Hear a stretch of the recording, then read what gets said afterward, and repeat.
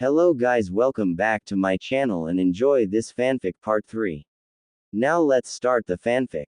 This, my mother, he stuttered while pointing a shaky finger at the transformed Kurenai. He now completely understood what Ayumi was trying to describe about her. His mother was a definition of angel, a top quality one at that. He just didn't know how to describe her. Beautiful, amazing, breathtaking, hot, sexy, gorgeous, all these words were just not enough to describe her unearthly beauty. Holy Mother of Raikudo Sennin. Damn, never thought my mother would be so hot, thought Naruto before muttering about his father being a lucky bastard. Even though he knew she was his mother, he couldn't help but think about her as a woman. Standing in front of him was a Hangdu Uzumaki Kushina in skimpy civilian clothes courtesy of Kurenai. She had long flowing red hair, heart-shaped face, light violet eyes, all in all her face was just perfect. All the body curves were in right proportions, with D-cup, milk creamy flawless skin, slim-toned waist and legs, and had an hourglass figure. A small portion of her forehead was covered by her red silky hair held by a clip, making her even more cute and beautiful. If Ayumi wasn't a Biju, he surely would have thought of her as his mom's sister. Hee, I kind of expected that kind of reaction, said Kurenai Kushina as she had her hand on her hips. Naruto slowly lifted his hand to her face while moisture gathered in his eyes. Keika-san, he said shakily while streams of tears flowed down his cheeks as his hand cupped her cheek.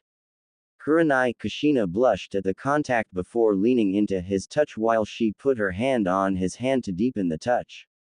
Meanwhile, Naruto activated his Rinnegan. He wanted her mother's face to be forever burned into his mind.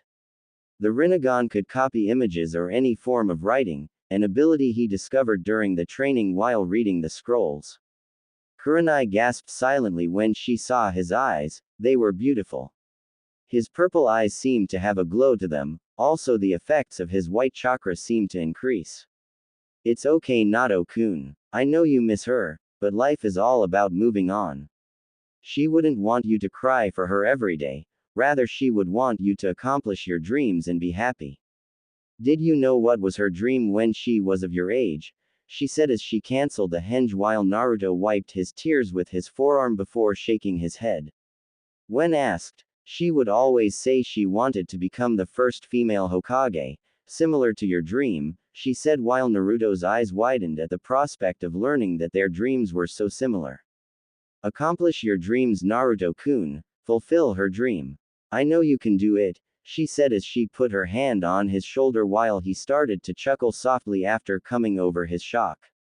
You're very precious to me, so I'm not gonna lie to you, Kurenai-chan.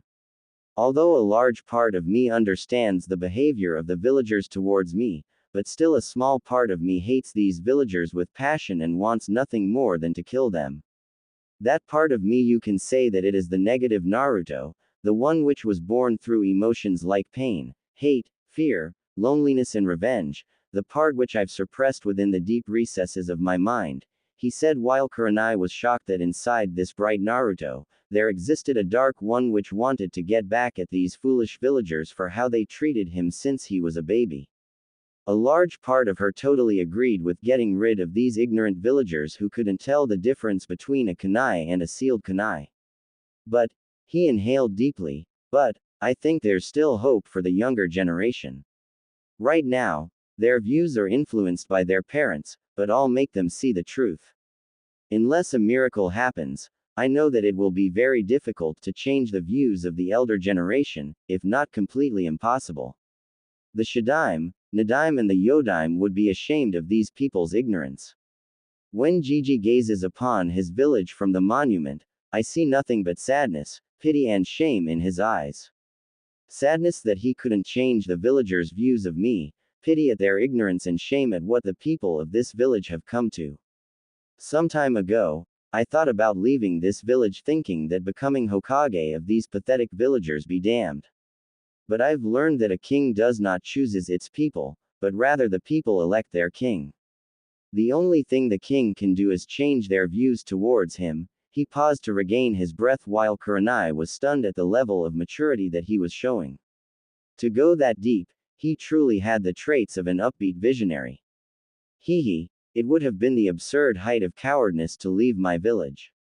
Running from my problems, giving up on my dream, that's not the trait of an Uzumaki, and I never back down from any challenge. He lifted his head to gaze into her eyes. Her breath got caught in her throat when she saw the fire in his eyes. From now on, no more Mr. Nice Guy. If they glare at Uzumaki Naruto, he will not smile back but return it 1,000 times stronger.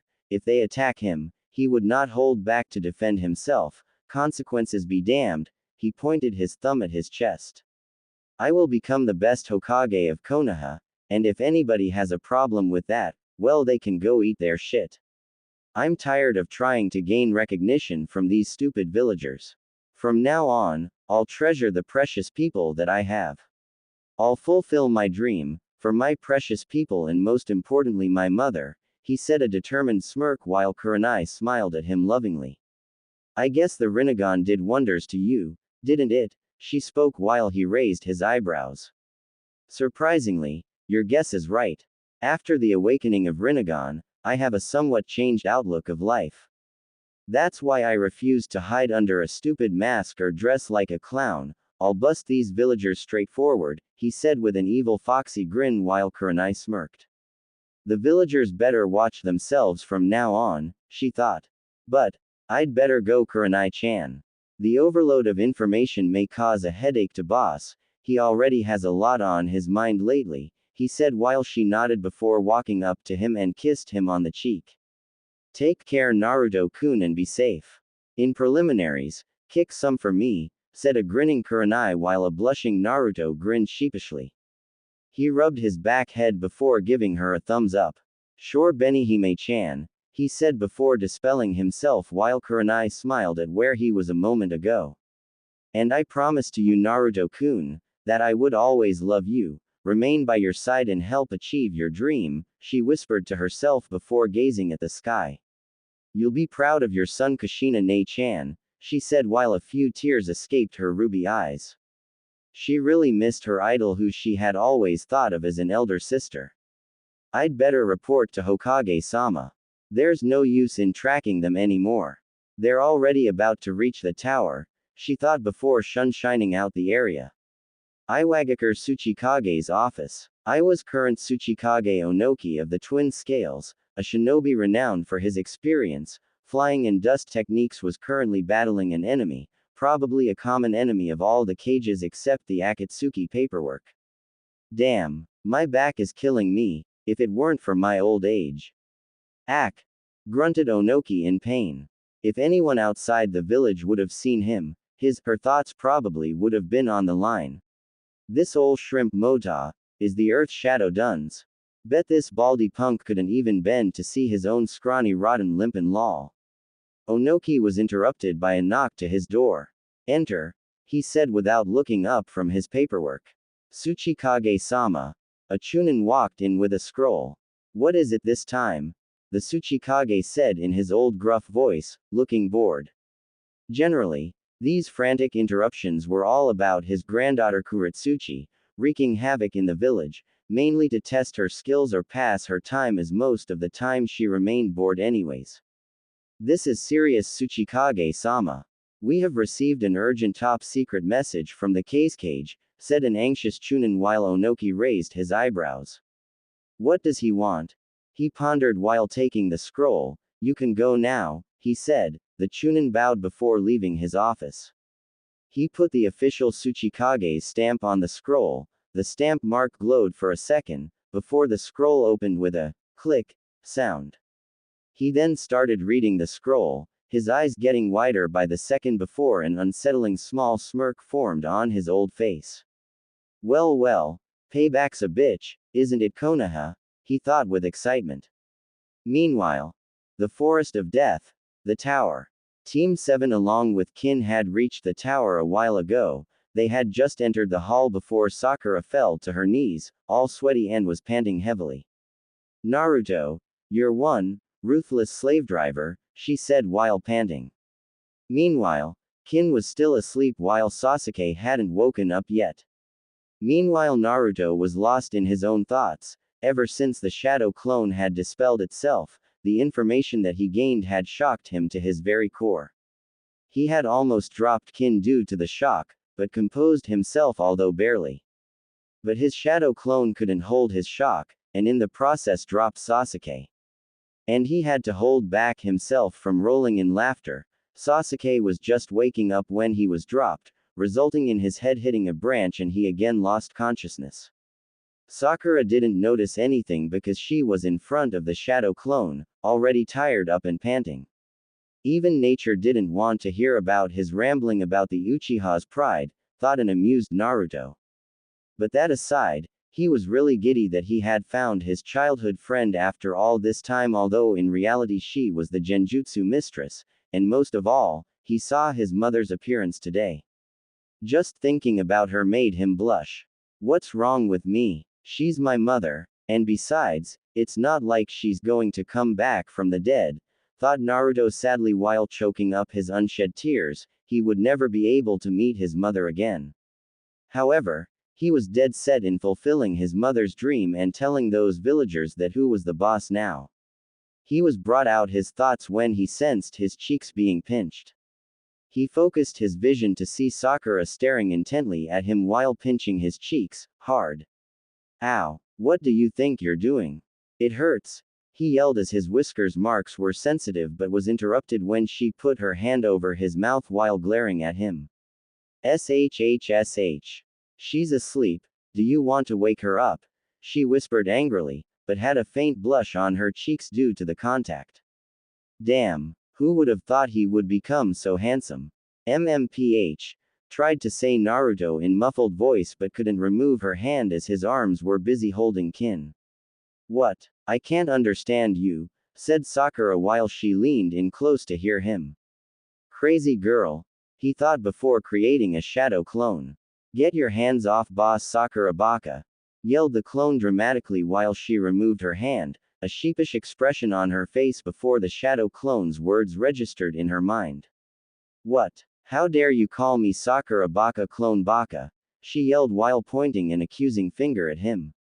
Oh sorry, what was your name again? Yeah, it was Haruno Forehead, said the clone while he transformed into Ino. Why you Ino pig? She growled while advancing towards him.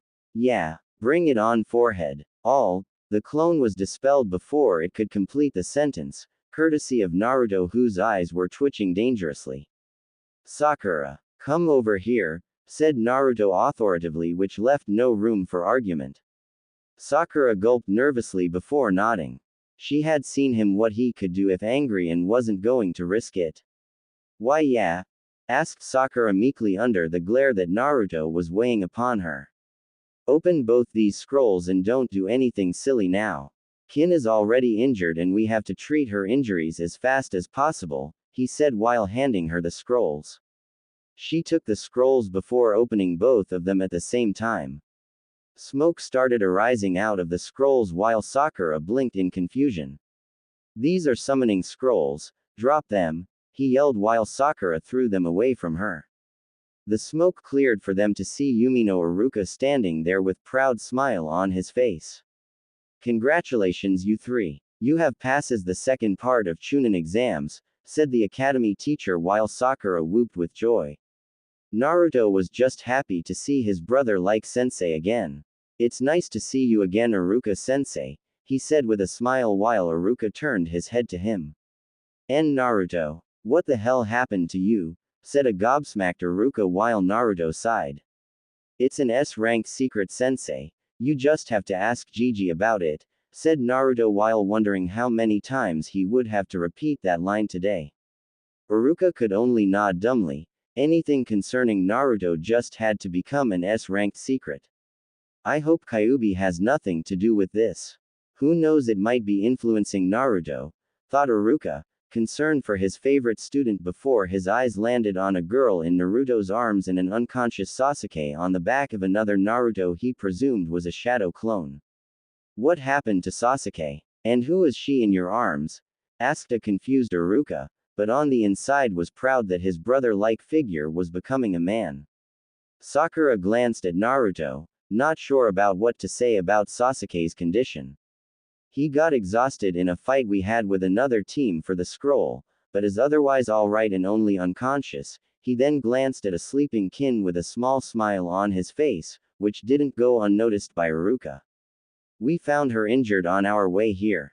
She was alone, so we took her with us for treatment, lied Naruto calmly while Iruka nodded. Sakura was amazed that Naruto could deceive an experienced Chunin, masking his emotions like that was just amazing. But that aside, do you know the meaning of these scrolls? Asked Iruka in his lecture voice while Naruto paled at that tone. He really wasn't in the mood to listen to any lecture right now. Sakura would have listened intently to Iruka, she being the book smarts and all, but was tired as hell and wanted nothing more than to hit the bed. Iruka however didn't pay them any attention, rather took the scrolls and put them onto the uncompleted message on the back wall. He then started explaining the meaning of it, all the while facing the wall. So in nutshell, you should concentrate on enhancing your mental and physical skills. Any questions?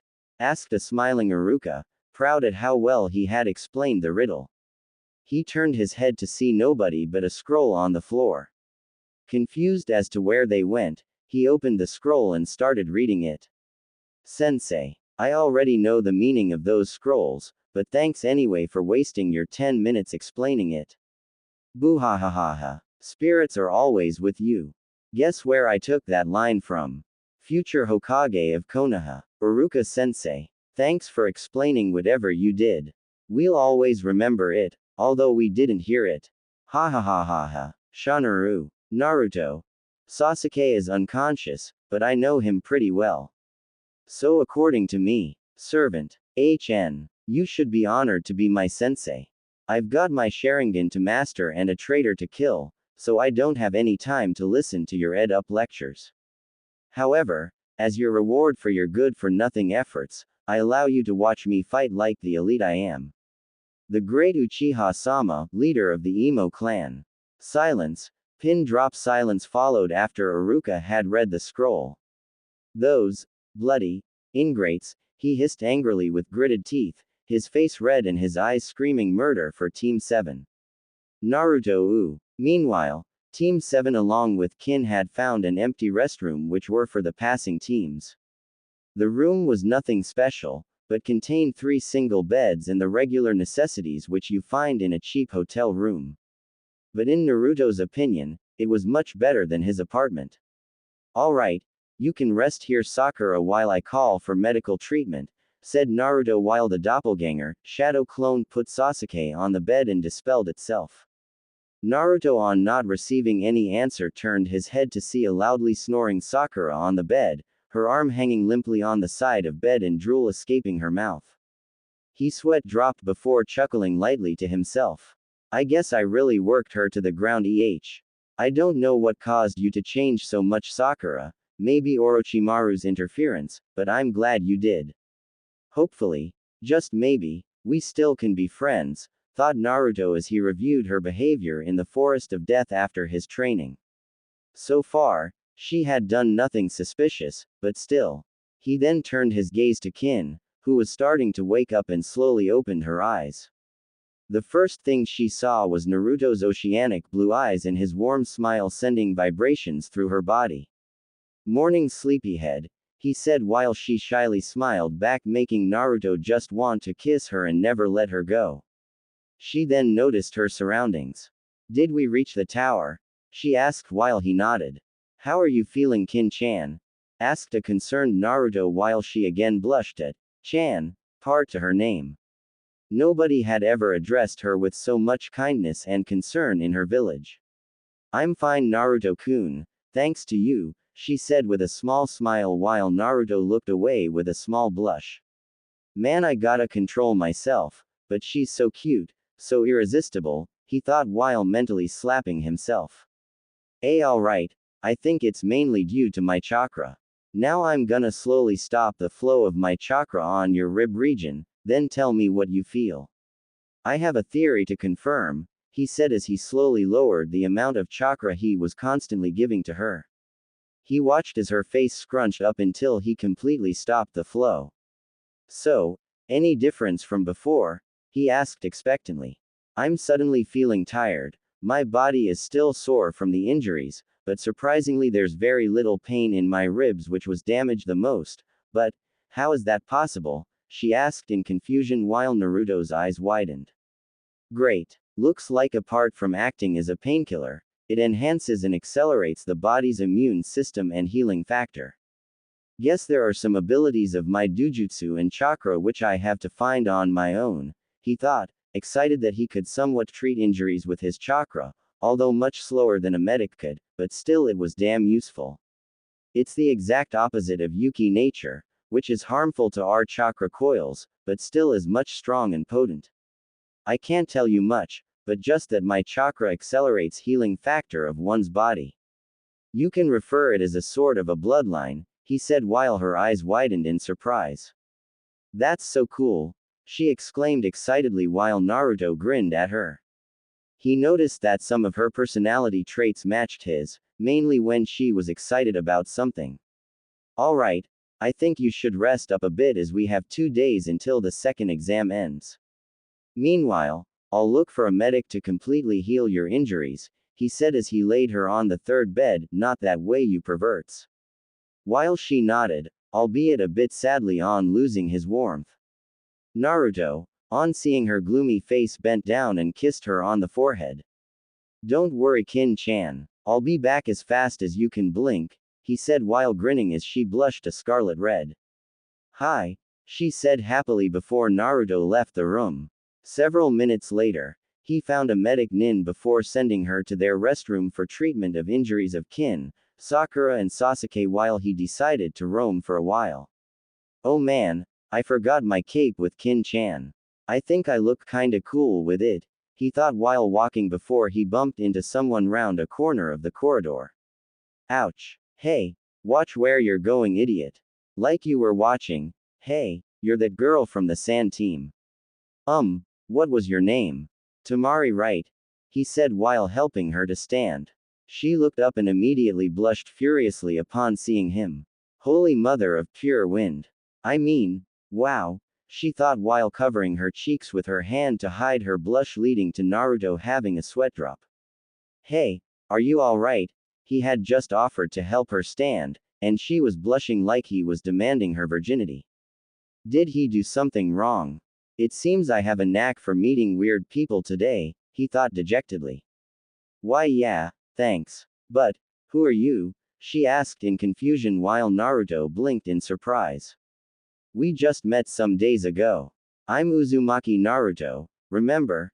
He asked expectantly while she pondered if she had heard that name before. She did, but where? After some time of racking her brain, her eyes widened in surprise. You mean to say that you're that idiot, annoying, loudmouth ninja wearing that kill me orange jumpsuit?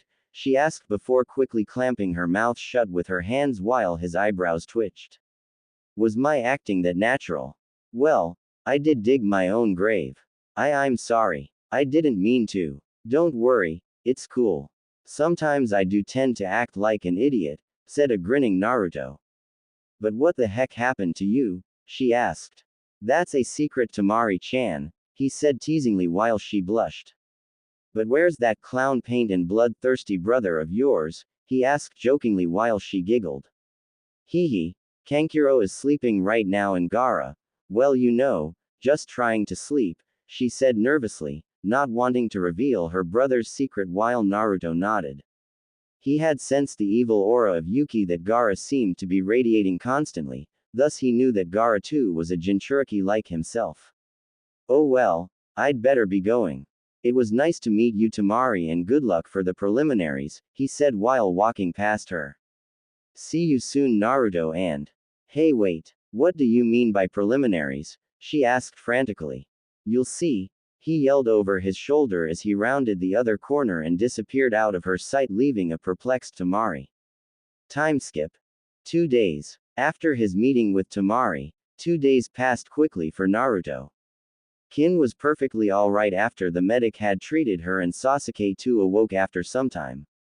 The first thing after waking up he did was attack Kin, and surprisingly for Naruto, she was easily able to hold her own until he arrived and stopped Sasuke. And not so surprisingly, the Emo King started demanding that Naruto teach him those jutsus that he used in the Forest of Death. The result being Naruto kept ignoring him, something that enrages Sasuke even more than his brother's presence. So as expected, Sasuke challenged Naruto to a rematch right there and then while Sakura tried to play the peacemaker. Naruto just kept ignoring him, not wanting to waste his chakra. Eventually, Sasuke gave up and started doing what he does best, i.e. brooding. Aside from that, Naruto again went to his mindscape and met Ayumi. They spent quality time with each other, Ayumi telling Naruto about his mother and all her experiences. She was a, who knows how much old, demon after all. Naruto too enjoyed her company very much. After 12 years of loneliness, he had finally found a friend, and he would be damned if he let this opportunity go to waste. He too shared his experiences, jokes, his pain, and she understood him very well as she had seen his memories. He had finally found a shoulder to cry on, someone to hug when he was lonely, someone to embrace when he was asleep. He also changed his mindscape from that of a sewer to that of a beautiful landscape with lush green grass, dense forests, mountains, and anything in nature that you could relate to peaceful and beautiful. To ensure that she wasn't lonely when he wasn't there, he created several animal species in the forests, especially foxes. She always played with baby kitsune and several other animals. To see her this happy, his heart leapt with joy. She had also informed him that they could contact with each other telepathically when he was not in his mindscape, but the seal was still strong for them to do that. But there was a solution. If he could find the key for the seal and weaken it just a little bit, not only would they be able to talk with each other telepathically, but Naruto could access more of her tales. This led him to take a mental note to ask Gigi about it, but he had to tell him about Ayumi first. However, he wasn't going to forgive the old man so easily for keeping his friends away from him. Oh, he will pay for it, believe it. He also learned that the time frame was displaced whenever he was in his mindscape, but not on the level of Tsukiyomi. So he had spent more time with her than he expected, and you could say that they were close to each other now. Naruto had also spent time with Kin, getting to know more about her, about how she was treated in her village. He was shocked at how similar their life was up until now, and he too told her about his life, though not about him being a Jinchuriki. She too was surprised at how he was treated, but eventually they became good friends. Kin also told him about her only best friend in her village, Tayuya. Naruto learned that although Tayuya had a foul mouth, she was a caring person, fierce and brute on the outside but soft and fragile on the inside, and they supported each other in their difficult times. Naruto tried to find Team 8, he was eager to meet Hinata after all. His mask thrown aside, he could finally act normally and at least be friends with her first and get to know each other better. He was also surprised when he heard that Team 10 and Kin's team had passed the test. Well, he certainly didn't expect a lazy and a crippled team to pass. He also noticed that Ino looked a bit down and sad, but he didn't pay any attention. Maybe she was sad because her Sasuke-kun lost to him in the forest. On the final day, with 2 hours left to complete the test, all the teams were led to a big arena having a huge stone-made ram seal in the middle, while there was an elevated railing platform on either side of the arena. Upon reaching there, Naruto noticed that the teams which had passed were Team 9, Team 10, Kin's team, Kabuto's team, and the Sand team. Except the passing teams, no one else was in the arena right now. While he noticed the surprised stares he was getting from Kabuto's team and Kakuro. Apparently Gaara was only interested in giving blood whoever his mother was. Naruto was, however, more watchful of Kabuto. He had a bad feeling about that guy ever since he met Kabuto. He then noticed that there was still no sign of Team 8 and sighed sadly. I guess Hinata-chan's team couldn't pass the test. But still 2 hours are left, there might be some hope, thought Naruto optimistically. 1 hour went by and Naruto began to lose hope when suddenly, he heard some rustle outside of the arena. Come on guys. I knew we'd pass, right Akamaru?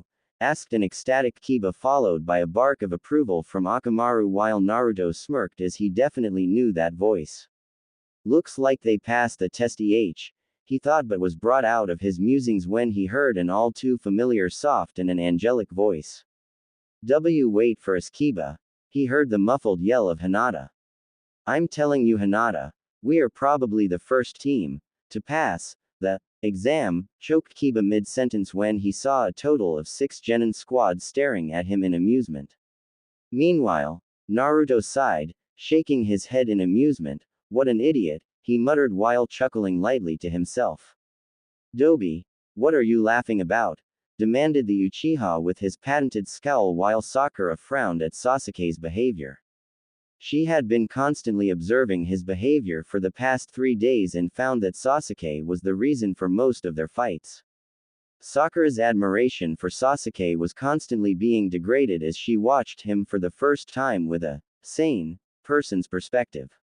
Progressively, she stopped taking Sasuke's side, unlike previously. She still cared for him and thought that maybe the curse seal was affecting him, but sometimes he just got on her nerves. What? Do I have to ask for your permission Uchiha-sama? Asked Naruto sarcastically with a roll of his eyes while Sasuke narrowed his eyes in anger. But before he could make his emo remark, Sakura stepped between them. Please Sasuke-kun, all the teams are watching. This exam is about teamwork remember. If we're going to have conflicts in our team, then how can we become Chunins? She said using her smart brain as she knew he would stop at the prospect of advancing in ninja ranks and gain more power while Naruto was satisfied with Sakura's interruption, he didn't want to fight now as they would get disqualified. You better stay out of my way loser, grunted Sasuke as he went to the wall, leaned against it and started brooding, probably making devious strategies and plans on how to defeat his brother while Sakura sighed in relief. Thanks Sakura, whispered Naruto while she nodded with a smile. Meanwhile, all the teams were watching this show in amusement. They couldn't fathom that how a team like that could have passed the second exams, but Team 10 knew all too well. Shikamaru muttered, troublesome, at Sasuke's behavior while Choji sighed at their antics. How could I ever have felt something for an idiot like him, thought Ino with a frown as she watched Sasuke. What a bunch of losers, said Kankuro with a confident smirk while Temari was busy blushing when she saw Naruto again. Mother wants your blood Uchiha, thought Gaara with a psychotic grin leading to a nervous Kankuro and Temari stepping away from him. Meanwhile, Zaku was busy glaring at the Uchiha, his eyes seeing only one thing: revenge. Kin had joined her so-called team, while Dosu was constantly glaring at her.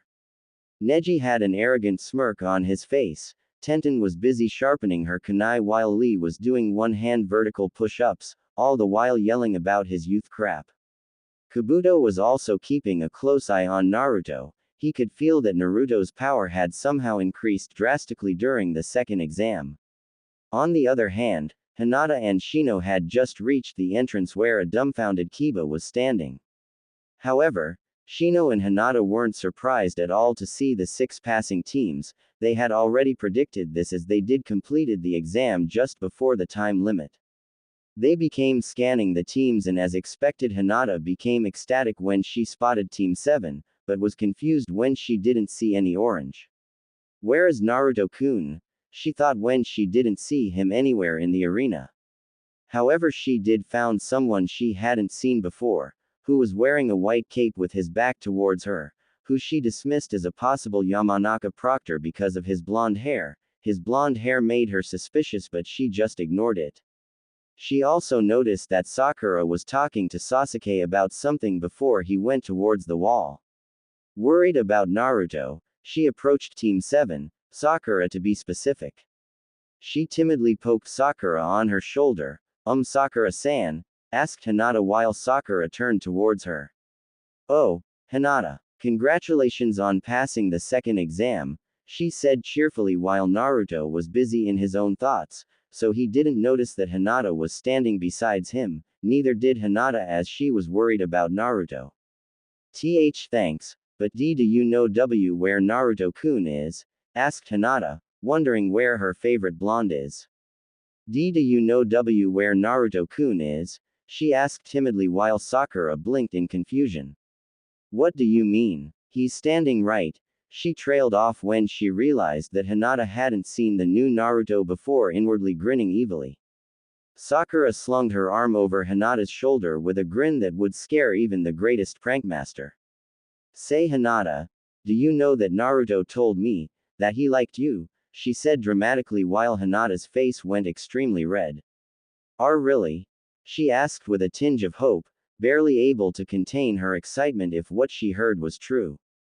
Yeah, if you don't believe me, then just ask him yourself, said Sakura with an evil glint in her eyes while Hinata again blushed scarlet red. But, she stuttered while Sakura poked her forehead. Oh sheesh. Come on Hinata. Everyone knows of your crush on Naruto, and if you don't act soon, someone else is gonna claim him. For instance, Naruto saved that girl from Sound Team in the Forest of Death and she too has a thing for him, said Sakura while pointing at Kin, who Hinata noticed that she was occasionally stealing glances at Naruto while blushing.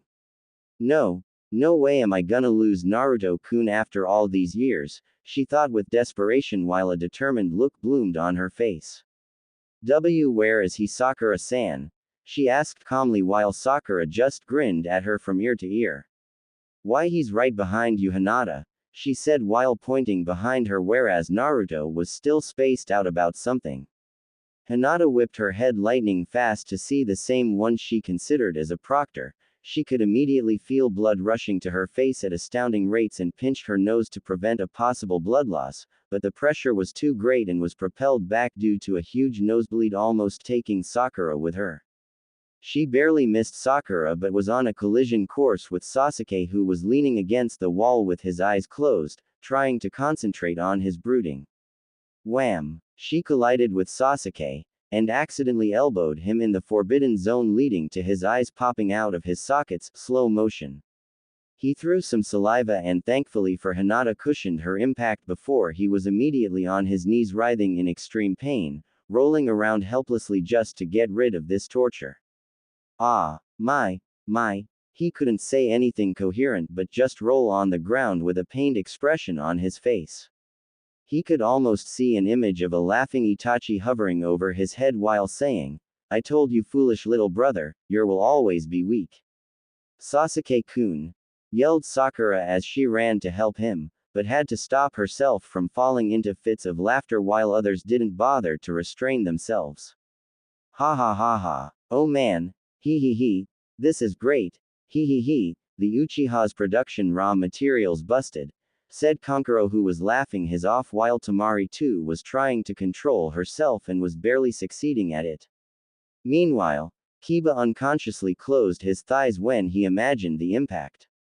Oh man, that must have hurt, he said with a pained expression as if imagining Sasuke's plight while Shino was, well Shino. Great shot, yelled Kin and Tamari simultaneously. They watched each other awkwardly before grinning to each other, followed by a thumbs up. Meanwhile Zaku just watched the Uchiha's condition with a proud smirk.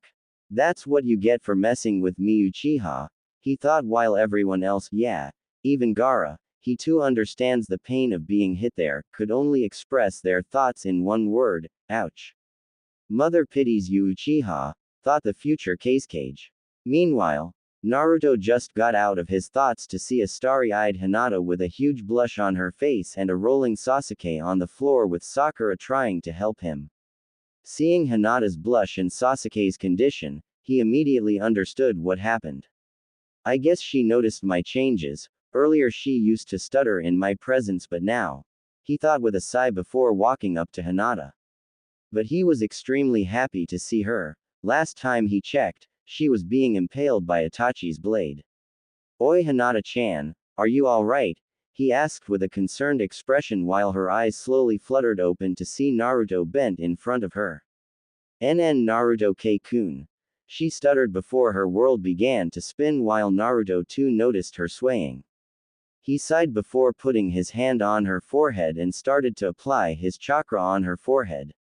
Immediately, she stopped swaying and noticed, just like Kin, the strange effects of his chakra. What are you doing, Naruto-kun? She asked with a blush, but noticed that she was not fainting this close to him, which was a miracle in itself. While Naruto's eyes hardened. I can't take it anymore, I have to ask her. It's now or never, he thought before nodding to himself inwardly. Hinata-chan, do you hate me like all the villagers? He asked with a frown while Hinata's eyes widened. Of course not, she said frantically. Then are you afraid of me? He asked with his piercing gaze while Hinata would have just lost herself in those beautiful blue orbs if not for the seriousness of the situation. Why are you asking me this, Naruto-kun? There's no way I'll be ever afraid of you, she said with a sad expression while all others watched this strange scene curiously. Then why do you stutter in front of me? Why faint? Why avoid me? If that's not fear, then what it is? What makes you different from the rest of villagers and shinobi populace then?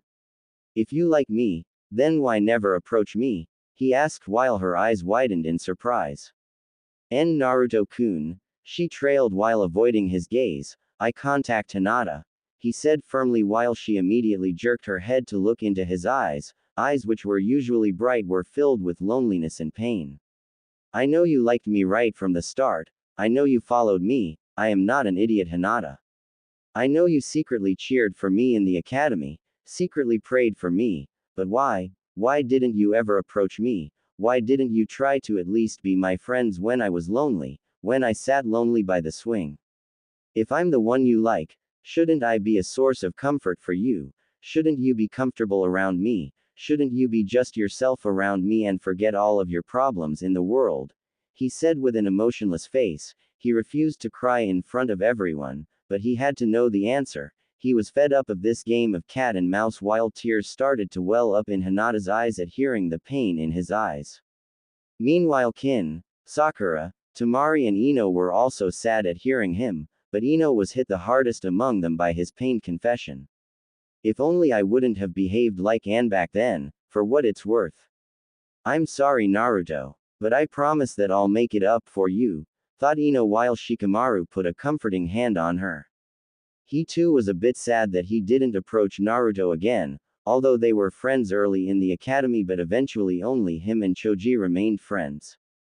Naruto looked up when he felt a hand on his shoulder to see Kiba standing there with a frown on his face. Naruto, I don't know what happened to you, buddy, he said while gesturing to Naruto's appearance, but you shouldn't create a scene here, before Naruto glared at him. Kiba, you don't have any idea what has happened in the past few days of my godforsaken life, but I'm in a foul mood and I want some now, he growled while Shino just remained passive, standing by the side of Kiba, ready to defend Hinata if something happens. Naruto, I understand that you were lonely, I at least had Akamaru by my side in times of trouble, but you have to understand that life for Hinata too was not easy. Her father, he trailed, not wanting to reveal anything more in front of the contestants while Naruto just sighed frustratingly. Hyouten, Hu Kekai, Hiro Dumu Ice Release, Ice Barrier, Ice Dome Prison, whispered Naruto after going through a couple of hand seals, both hands, and slammed them on the floor, the effects of which were an ice dome getting created around him and Team 8. Just as the dome was about to complete, he created a shadow clone outside it and signaled him to keep watch while the clone nodded at him. Team 8's eyes widened after seeing something which should be impossible for a genin. What did you? Trailed Kiba in amazement as he saw that they were completely surrounded by this igloo-like structure while Shino's eyebrows could be seen above his glasses. Hinata didn't say anything, but she was just as gobsmacked. However, a large part of her was still saddened by Naruto's claims. She knew what he said was true, but she too had her own reasons. Don't worry, this is completely harmless and also acts as a soundproof barrier. Now we can talk without caring about anyone, said Naruto before he again touched Hinata's forehead and started applying his chakra. Meanwhile, All the genins were astounded at what they had just witnessed except Gaara, who was grinning like a psychomaniac, and Sakura, who had already saw Naruto using ice manipulation. Sasuke too had an amazed look on his face, although he was still in pain from the blow. This power? Why don't I have this much strength? No matter how hard I train, why can't I get stronger? I feel like I'm getting nowhere. Naruto, how can you be so strong? You were supposed to be the dead last and I was the rookie of the year. I will get this power no matter what I have to do, he thought while clenching his fists and gritting his teeth. Sakura was looking at him with worry. She knew he would be overwhelmed at the display of Naruto's skill and was worried about Sasuke's reaction ever since the Forest of Death, and now her fears were coming true. Naruto, how strong are you really are? Just what the heck happened in the forest? Thought Team 10 while Neji had a frown on his face. Meanwhile Tenten and Lee had somewhat akin to admiration in their eyes. Yush! Naruto-kun's flames of youth shine brightly, Lee yelled before pumping his fist in air while all the genins except Team 9 flinched at his loud volume, Kabuto having a deep frown on his face. He could be a problem later in our plans. I have to report to Orochimaru-sama about this unexpected development, he thought while adjusting his glasses. That was so cool, exclaimed Kin with shining stars in her eyes while Zaku and Dosu wanted to, but couldn't refuse her claim. It was indeed cool, they thought begrudgingly. No one touches this dome or disturbs boss right now, said the clone authoritatively while glaring especially at Sasuke. The others wanted to say something but sensing his foul mood didn't bother to. Ice Dome. Alright. About your father, I know everything as to how he treated you, he said to Hinata, whose eyes widened in shock. But how? She asked. It doesn't matter right now, you still haven't answered my questions, Hinata. I wouldn't have, killed you for just saying a word to me back then, said Naruto while Hinata bowed her head down, not wanting to tell about her insecurities, not wanting to look weak in front of him. But I may not get this opportunity in the future. Naruto-kun has taken the step now. I can't back down now. It's now or never, she thought before taking a deep breath while Kiba and Shino remained quiet. They knew how much Naruto meant to her. They were constantly trying to persuade her to talk to him. And now they dare not interrupt them. One failure after another. Every time I tried to stand, an even heavier weight was put on my shoulders, keeping me to the surface, she said while her bangs covered her eyes. Kiba's and Shino's eyes widened at how less she stuttered, even in front of Naruto, while Naruto just kept listening to her. After the death of my mother and my uncle, my father constantly put me under harsh training schedules. He never encouraged me for anything but rather spat on me for even smallest of mistakes. Gentle fist style of our clan just didn't suit me, but he never bothered to understand. It's unfair. From the day I was born, I was chosen to be the heiress, the word which I didn't even know the meaning of then. A heavy burden was put on me. Lots of expectations from me. The elders constantly looked down on me because they wanted a male heir. The style suited my sister, so she was proficient in it and constantly beat me in our spars. IW was forced in the shadow of my sister's light. Tears started falling from her eyes and onto her lap. Naruto's heart ached at seeing her in such condition, and although he knew about the way she was treated, he had to know how she felt about all of this. Hinata, whispered Kiba while clenching his fists, damn her clan. Constant harsh beatings, constant failures, constant cold looks and glares from my father, sister and my cousin degraded my self-confidence, self-esteem so much that I began to doubt if I could ever do anything right.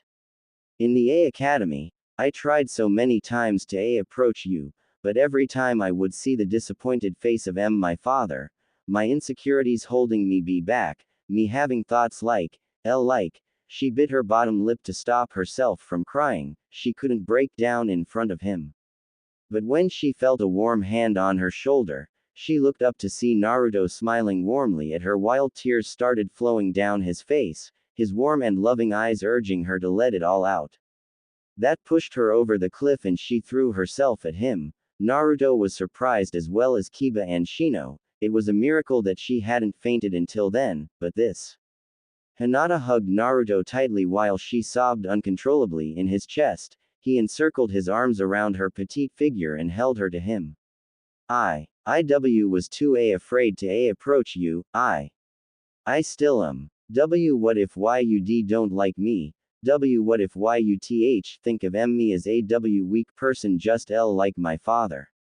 I can't take your rejection, even thinking about it makes me want to cry. Besides you were always interested in Sakura-san, so that fact too pushed me back. I'm sorry Naruto-kun, but I'm just not confident like you, she stuttered in his chest while sobbing loudly whereas Naruto just rubbed her silky hair delicately. Kiba had tears in his eyes at seeing the condition of his sister-like figure and was clenching his fists at not being able to do anything for her, while you could see streams of tears below Shino's glasses, on his cheeks. Nay Hinata-chan, there's nothing wrong in crying. You can let it all out and no matter what happens, I would never consider you a weak person. A spark is all you need to awake the sleeping fire in you. I know you are a strong person, so whatever happens, he paused as he lifted her head by her chin and grinned his famous grin, don't ever give up. And remember that I would never leave you, he said while Hinata gave a small teary-eyed smile. Kiba had a smirk on his face while Shino had an almost unnoticeable smile on his face before they wiped their tears.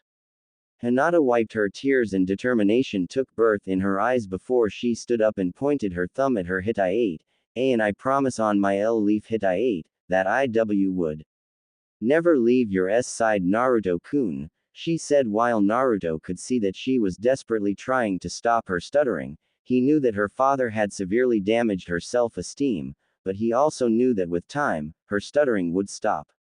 Yeah. Don't worry Hinata, we too are with you. After all what are teammates for, right Shino? Said Kiba before patting Shino's back. Indeed, said the bug user with conviction. Thanks Kiba. Shino, she said with a small smile before Naruto put a hand on her shoulder at which she blushed, and he was a bit surprised that she didn't faint. Great Hinata-chan, you didn't faint, he said with a goofy smile leading to her blush getting deepened at the compliment as well as at the chan part while Kiba smacked his forehead, what an idiot, he muttered to himself. Now, seeing as you're my friends and comrades, I just wanted to tell you guys that the preliminaries would start in a couple of minutes, he said offhandedly while Kiba just blinked before bursting. What? He exclaimed while Hinata and Shino watched Naruto with confusion, albeit a blushing Hinata as she was still not used to this handsome Naruto. The reason will be explained by the proctors or by the Hokage himself, just wanted to tell you so that you can at least mentally prepare yourself, he said with his hands in his pockets. But we still haven't recovered from our forest voyage. This is unfair, yelled Kiba while Naruto frowned at his outburst. Tell me, did Kurenai-sensei ever told you that life of a shinobi is fair? Was it fair for Hinata-chan when her father made her fight her sister even when she was tired from your team missions and practice sessions? Was it fair for me when the academy teachers trailed Naruto before muttering, never mind, to himself while Kiba bowed his head? He knew that a shinobi's life was out of the boundaries of fair and unfair. It was the first line they read in their academy textbooks while Shino nodded with Naruto. Meanwhile Hinata had noticed Naruto's slip-up and decided to ask him later about it. Besides it was your fault that you came so late, but still you're not the only ones who arrived just now. Shikamaru's team and the sound team came just before you, he said while Kiba nodded a bit hesitantly. No problem, Akamaru and I can beat anybody here, said Kiba confidently while Naruto smirked at him. Watch it dog boy, pray that you don't have to fight me, said Naruto jokingly while Kiba laughed. Bring it on loser, said the Inuzuka before Naruto turned to Hinata. Do your best Hinata-chan. I don't care if you win or lose, just give it your all, said Naruto with a thumbs up while Hinata nodded with determination. I will not disappoint you, Naruto-kun, she thought before she remembered to ask him something which was on her mind since she saw him. But what happened to why your appearance, Naruto-kun? And how do you know elemental nature manipulation? She asked while Kiba and Shino too were curious about the answer. It's an S-rank secret. You have to ask the Hokage about it, he said like a car on an automatic transmission. He was getting tired of repeating that line after all. Oh please, do you think we're foolish? How can anything related to you be an S-rank secret? Said Kiba while Hinata frowned at him. Believe what you want to, but I'm not gonna tell you, said Naruto while glaring at Kiba before he blinked as the clone outside had dispelled itself and the memories of the Hokage, Junins and some people he hadn't seen before arriving via Shunshin in the arena came to him.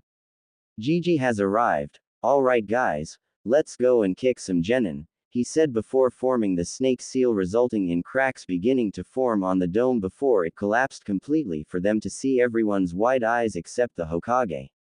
You could see the blushing faces of almost every female there, whether it be Genin, Chunin, Junin or a Kage i.e. Mei, Samui, Karui, Yugito, Hana, Yugao, Tamari, Kin and some other female Junins who Naruto didn't know. On the other hand, Naruto was fairly pleased to see the gobsmacked faces of the ones who had just arrived. He could see Kurenai smiling lovingly at him from behind the Hokage and that Psycho Proctor smiling seductively at him. Actually all the female were giving him those strange seductive looks making him extremely nervous and uncomfortable. He started scanning all of them, most of them he knew because of his pranks. Because of the Chunin exams, most of the Junins were deprived of any missions for the village's security and hence almost all of them were present except some few ones. Most of them I know. Holy shit, thought a blushing Naruto.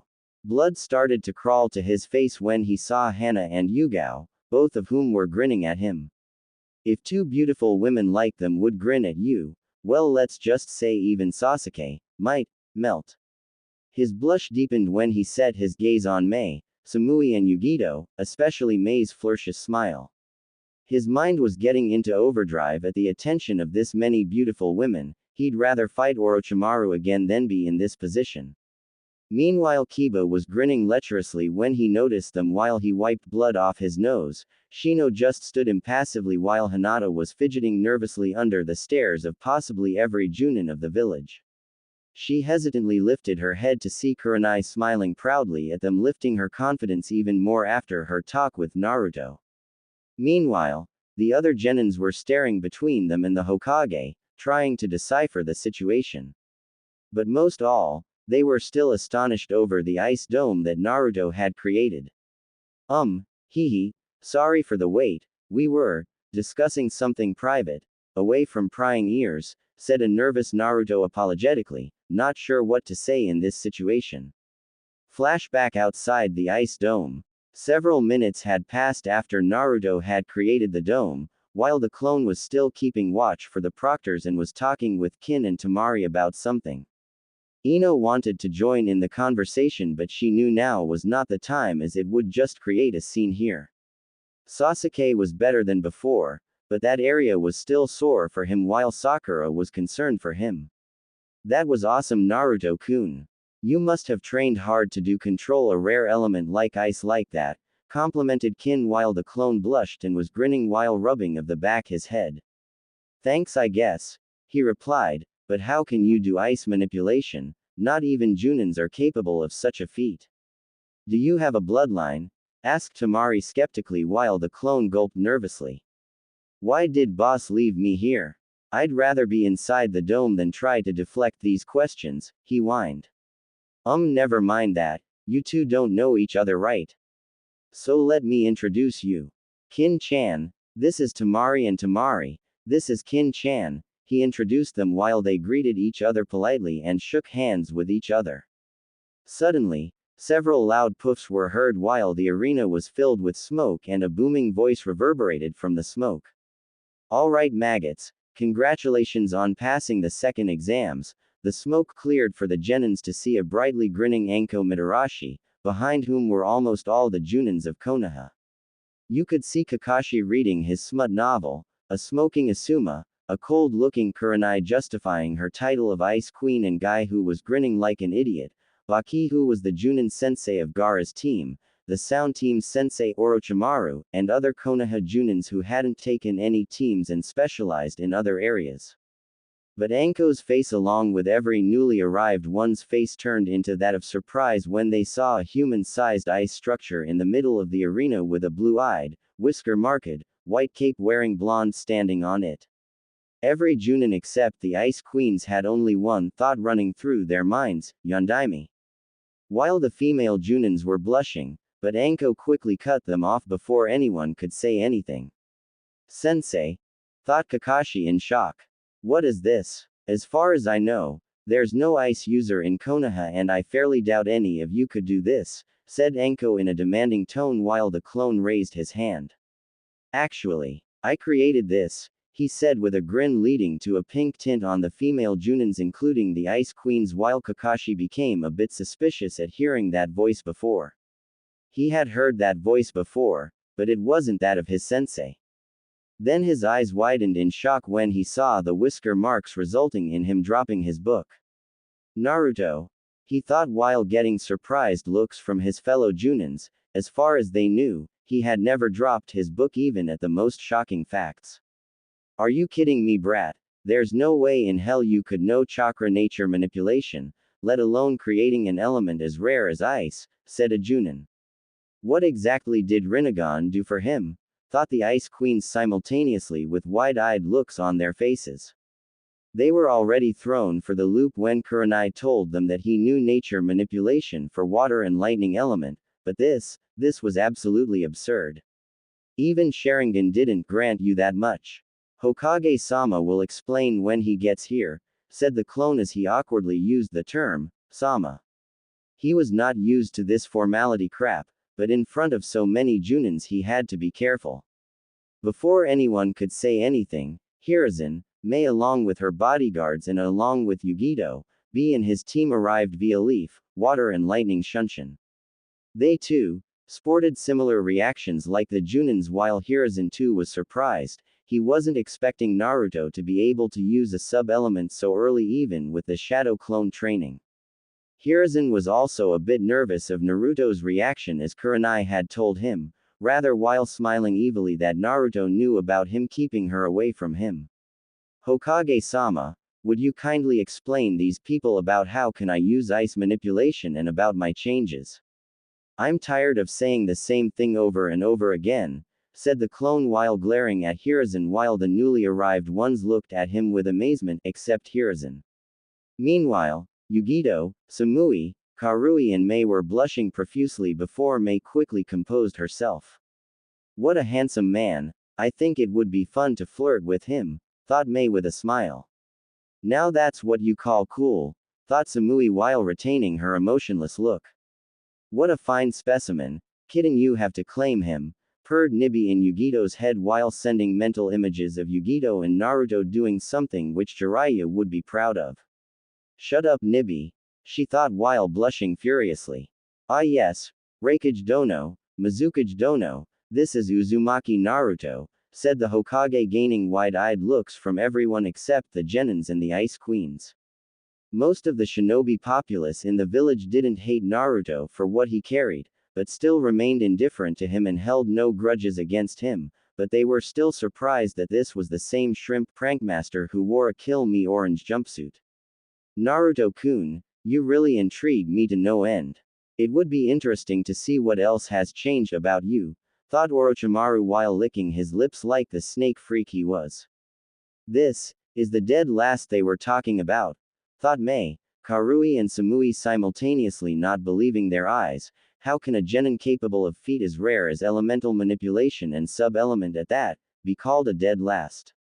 I know what all of you are thinking, but I will explain later in my office, so no questions for now.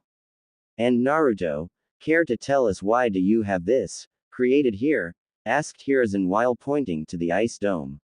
Sorry for the disturbance, Hokage-sama, boss was just discussing something with Team 8 in privacy. I'll immediately inform him, said the clone, glancing at Kurenai, who was looking at him in confusion while he nodded at her assuringly before dispelling himself. Flashback end. Alright, we have wasted enough time. Anko, if you will, said Hiruzen while signaling Anko to go ahead before she nodded and stepped in front. Alright, I want all of you in columns of your respective teams in a minute, she said authoritatively before the genins quickly started forming lines adjacent to each other. Thank you, Anko. Now, first of all, I want to congratulate every one of you for passing the second part of Chunin exams, continued Hiruzen before introducing the genins to the Raikage and Mizukage. After that, he started giving his speech before explaining about the preliminaries leading to an uproar by some teams. He quickly explained about the excessive number of teams passing the second exam and about the third exam and blah blah blah, which Naruto didn't pay attention to. Now that I have explained everything, if the proctor for the preliminaries would please step ahead and explain the rules, said Hiruzen as Gecko Hayate stepped forward while typically chewing on his senbon. Alright, before I explain the rules, if anybody wants to back down he can do now or else there's no turning back, he said before Kabuto raised his hand according to the plan and was led outside of the arena while Naruto watched him suspiciously, also ignoring Sasuke, who had been constantly glaring at him for stealing the attention from him. When no one else raised their hands, he continued. The matches would be triple threats, i.e. 3 contestants would take part in each match and would be pitted against each other, he said before Tamari interrupted him. Hey, I thought the matches were supposed to be one-on-one battles, she complained while Gecko sighed. Being a Chunin doesn't mean you would always get one-on-one matches on the field. Sometimes you would have to handle more than one opponents during missions. But still, it doesn't mean you would be out of the preliminaries if you lose. Likewise, your win too doesn't guarantee a place in the finals. In a match, all the contestants can advance to the finals or none at all. It all depends on your skills. Hokage-sama, Mizukage-sama and Raikage-sama here would be the judge of that, he said while coughing before continuing. The match can be won by forfeit, or if your opponent is not able to fight, or if your opponent is killed. Beware that if you advance to the finals, you'll most likely make Chunins as in the finals too, the judges would be same. There you most likely have to showcase your skills to the foreign merchants and nobles then. Now are there any questions? He said while none raised their hands. Except a few. All the genins were nervous, they had almost no experience in fighting multiple opponents while Naruto was a bit excited at the rules. I guess I can finally test my skills in these preliminaries, he thought with a smirk while clenching his fists in excitement. Sasuke too smirked idly at Naruto from behind. Just you wait, Dobi, I'll show you that I'm much better than you, he thought while Sakura had a determined look in her eyes along with Hinata. Alright, the names of contestants of who would be fighting the first match would flash on the screen while the rest of you, with your Junin sensei, will go upwards on railing. Also the names would be chosen completely at random, so you may have to fight your own teammate, so prepare yourself for just about anything, explained Hayate before the names started flashing on the screen at random. Hyuga Neji vs Akamichi Chouji vs Inuzuka Kiba. The names flashed on the screen one by one, leading to a smirking Neji, a whining Chouji, an excited Kiba, but at the same time frustrated a bit because he was still tired from the second exam. Meanwhile, all the other genins went upstairs with their respective senseis. Kakashi was still looking at Naruto gobsmacked, wondering just what the hell happened in the forest. When they reached upstairs, he put his hand on Naruto's shoulder, who turned towards him. Naruto, what happened? He asked in a barely audible whisper before glancing at Sakura, who was shaking her head in denial that she didn't know anything while Naruto just pinched the bridge of his nose in frustration. Why can't everybody stop asking questions just for once? Kakashi-sensei, the only thing that I can tell you now is that Orochimaru attacked us in the forest, he said while glancing towards Sasuke before Kakashi's eyes widened in surprise. Orochimaru, what could he want from his team? Then he followed Naruto's gaze towards Sasuke and sighed. Of course, he should have known, the Sharingan. I have no idea how you guys survived, but I'm glad you did. Also, I suppose Sasuke has a curse mark, whispered Kakashi while Naruto nodded at him. Listen, sensei, I know you have a lot of questions. But I'm tired and want nothing more than for this day to end. I know you helped me a lot in my Yuki control training, but please understand me.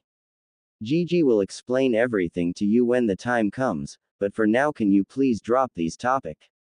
I'm gonna showcase some abilities that'll leave you dry for answers, but can you just swallow everything today, sensei?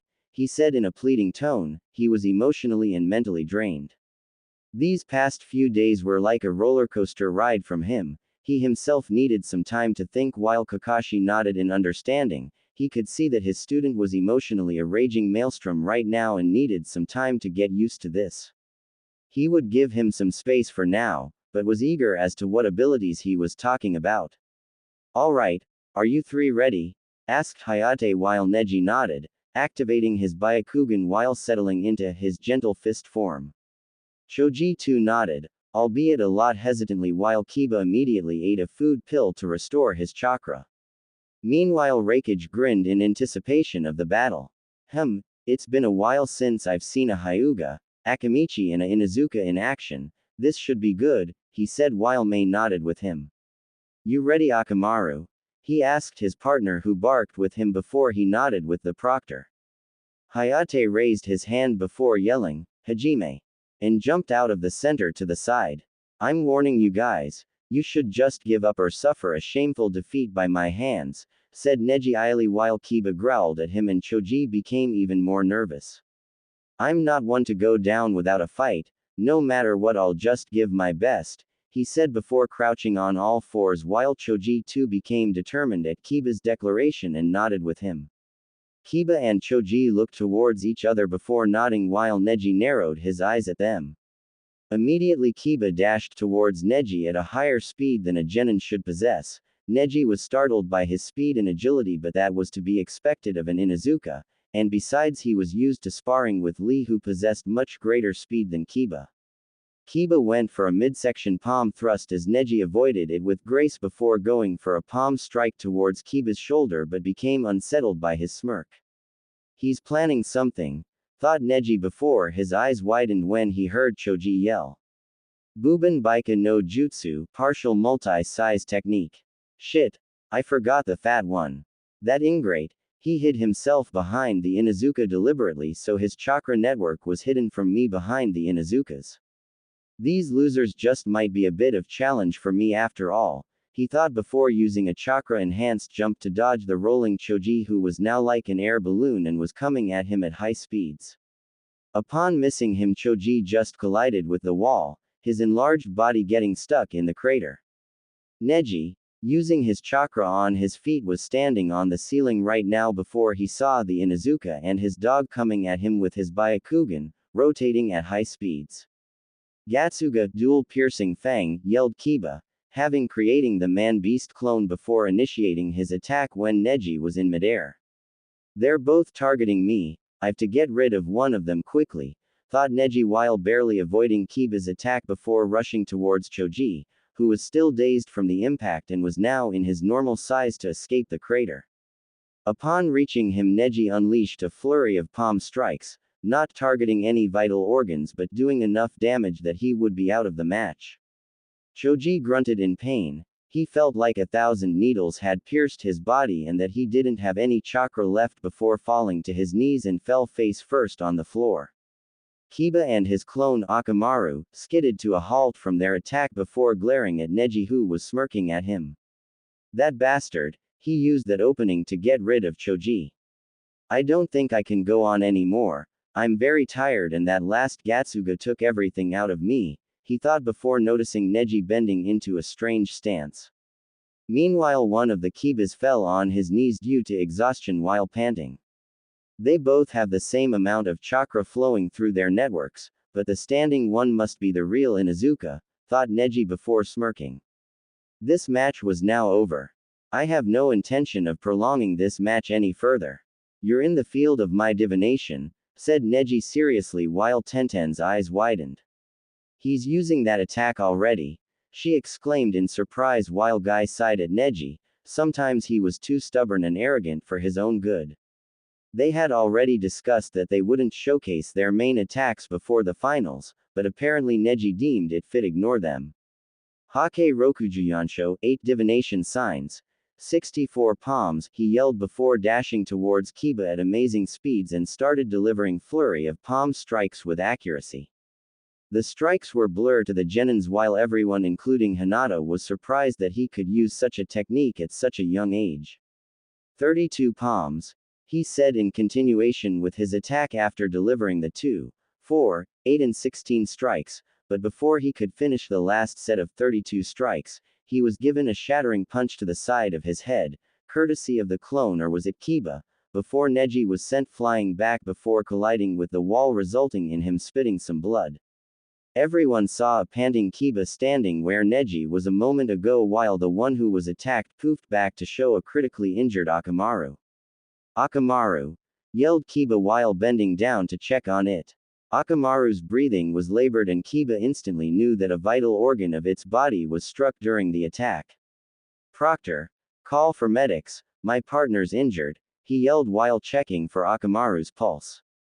Sorry kid, as per the rules, since you both are treated as one contestant, so getting medical attention even for the dog means that you two forfeit the match. So either you have to forfeit the match or continue fighting and wait for the match to end, said Hayate apologetically. What? That's ridiculous, exclaimed an infuriated Kiba. So what will you do Inuzuka? Kiba turned his head to see Neji standing there while wiping the blood off his mouth and growled at him before turning to a whimpering Akamaru. Shit. Guess this is it, he thought before nodding towards Hayate. Alright, I forfeit the match, just call for the medics quickly, said Kiba with frustration while Neji scoffed at him. Coward, why don't you just say you can't win against me? After all, once a loser, always a loser, said Neji before glancing at Hinata to make his point clear while Naruto glared at him. Winner. Hyuga Neji, he said while medics came and carried Akamaru and Choji on a stretcher. That Hyuga is really getting on my nerves right now, he thought while clenching the metal support of the railing, almost breaking it. Naruto was also satisfied with Kiba's decision to save Akamaru. After the talk with Naruto, Hinata was a bit more confident and was angry at Neji. She could tolerate him insulting her, but to openly insult her teammate wasn't something she was going to just choke down. It was time that she grew a backbone and reply him back. I'll show you Neji-ni-san that I'm not as weak as you think, she thought while clenching her fists before Kurenai put a comforting hand on her shoulder. Although the Hyuga is a genius when it comes to fighting, but he needs some attitude adjustment. Don't you agree Hokage-sama? Asked a while Hiruzen nodded with him before muttering about, all Hyugas needing attitude adjustment. Let's give Choji a barbecue treat shall we? That's the first time I've seen him fight seriously, said a smoking Asuma while Ino and Shikamaru nodded with him. Man this is so troublesome, now I too have to give my best, muttered Shikamaru lazily before Ino hit him on the head. Geez, you're such a lazy, can't you show determination once in a while for something, like Naruto, she said before immediately clamping her mouth with her hand and began to blush in embarrassment. Shikamaru and Asuma smirked at her from the corner of their eyes before Ino yanked Shikamaru with his collar. If you tell anyone about this, I swear I'll tell your mother about how you skipped classes during the academy, she said threateningly while Shikamaru paled at the mention of his mother and nodded fervently with her whereas Asuma just chuckled at their antics. That dog boy's such a loser. Just for his mutt, he forfeited the match, said Sasuke while shaking his head before Sakura frowned at him and Naruto glared at him. Kakashi put his hand on Naruto's shoulder to prevent him from starting a brawl right there. I'm proud of you Kiba. Ka-san would be happy that you put Akamaru before your own interests, thought Hana with a smile while Hinata gave Kiba her healing ointment. Alright, the names of the contestants of the second match will flash on the screen now, said Hayate before again names of the contestants flashed on the screen for everyone to see. Sabaku no Kan Kur Ou vs Abumi Zaku vs Hyuga Hinata. Sabaku no Kan Kuro-U versus Abumi Zaku versus Hyuga Hinata. Hinata narrowed her eyes while clenching her fists. This was it. There was no going back. She would prove herself to Naruto, to her sensei, to her father, sister and cousin and everyone else who thought that she could never amount to anything. For you Naruto-kun, I will do this. I will not let your faith in me waver even a bit, she thought before flipping over the railing and landing graciously on the floor, much to the surprise of everyone who knew her except Naruto. Kurenai was surprised to see the fire in her eyes. Those were the eyes of a true kunoichi, radiating confidence and wanting to prove herself, her existence. Meanwhile Neji was glaring at Hinata's back with hate. Whoa, is that really our Hinata? Asked an astonished Kiba while Shino just adjusted his glasses. He too was surprised by her body language. They were expecting her to timidly twiddle her fingers and slowly walk down the stairs with nervous steps, although they knew her confidence was boosted by Naruto, but this was still something they weren't used to.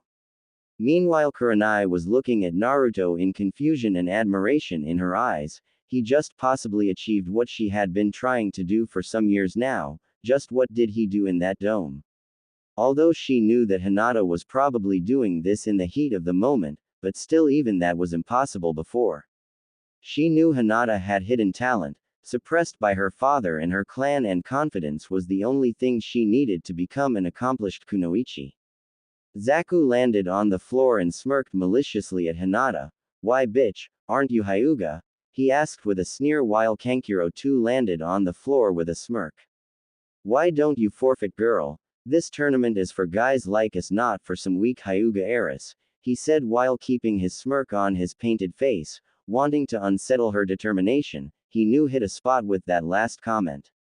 He knew about her status as they were made to know about major clans of Konoha in detail for their Konoha invasion plan.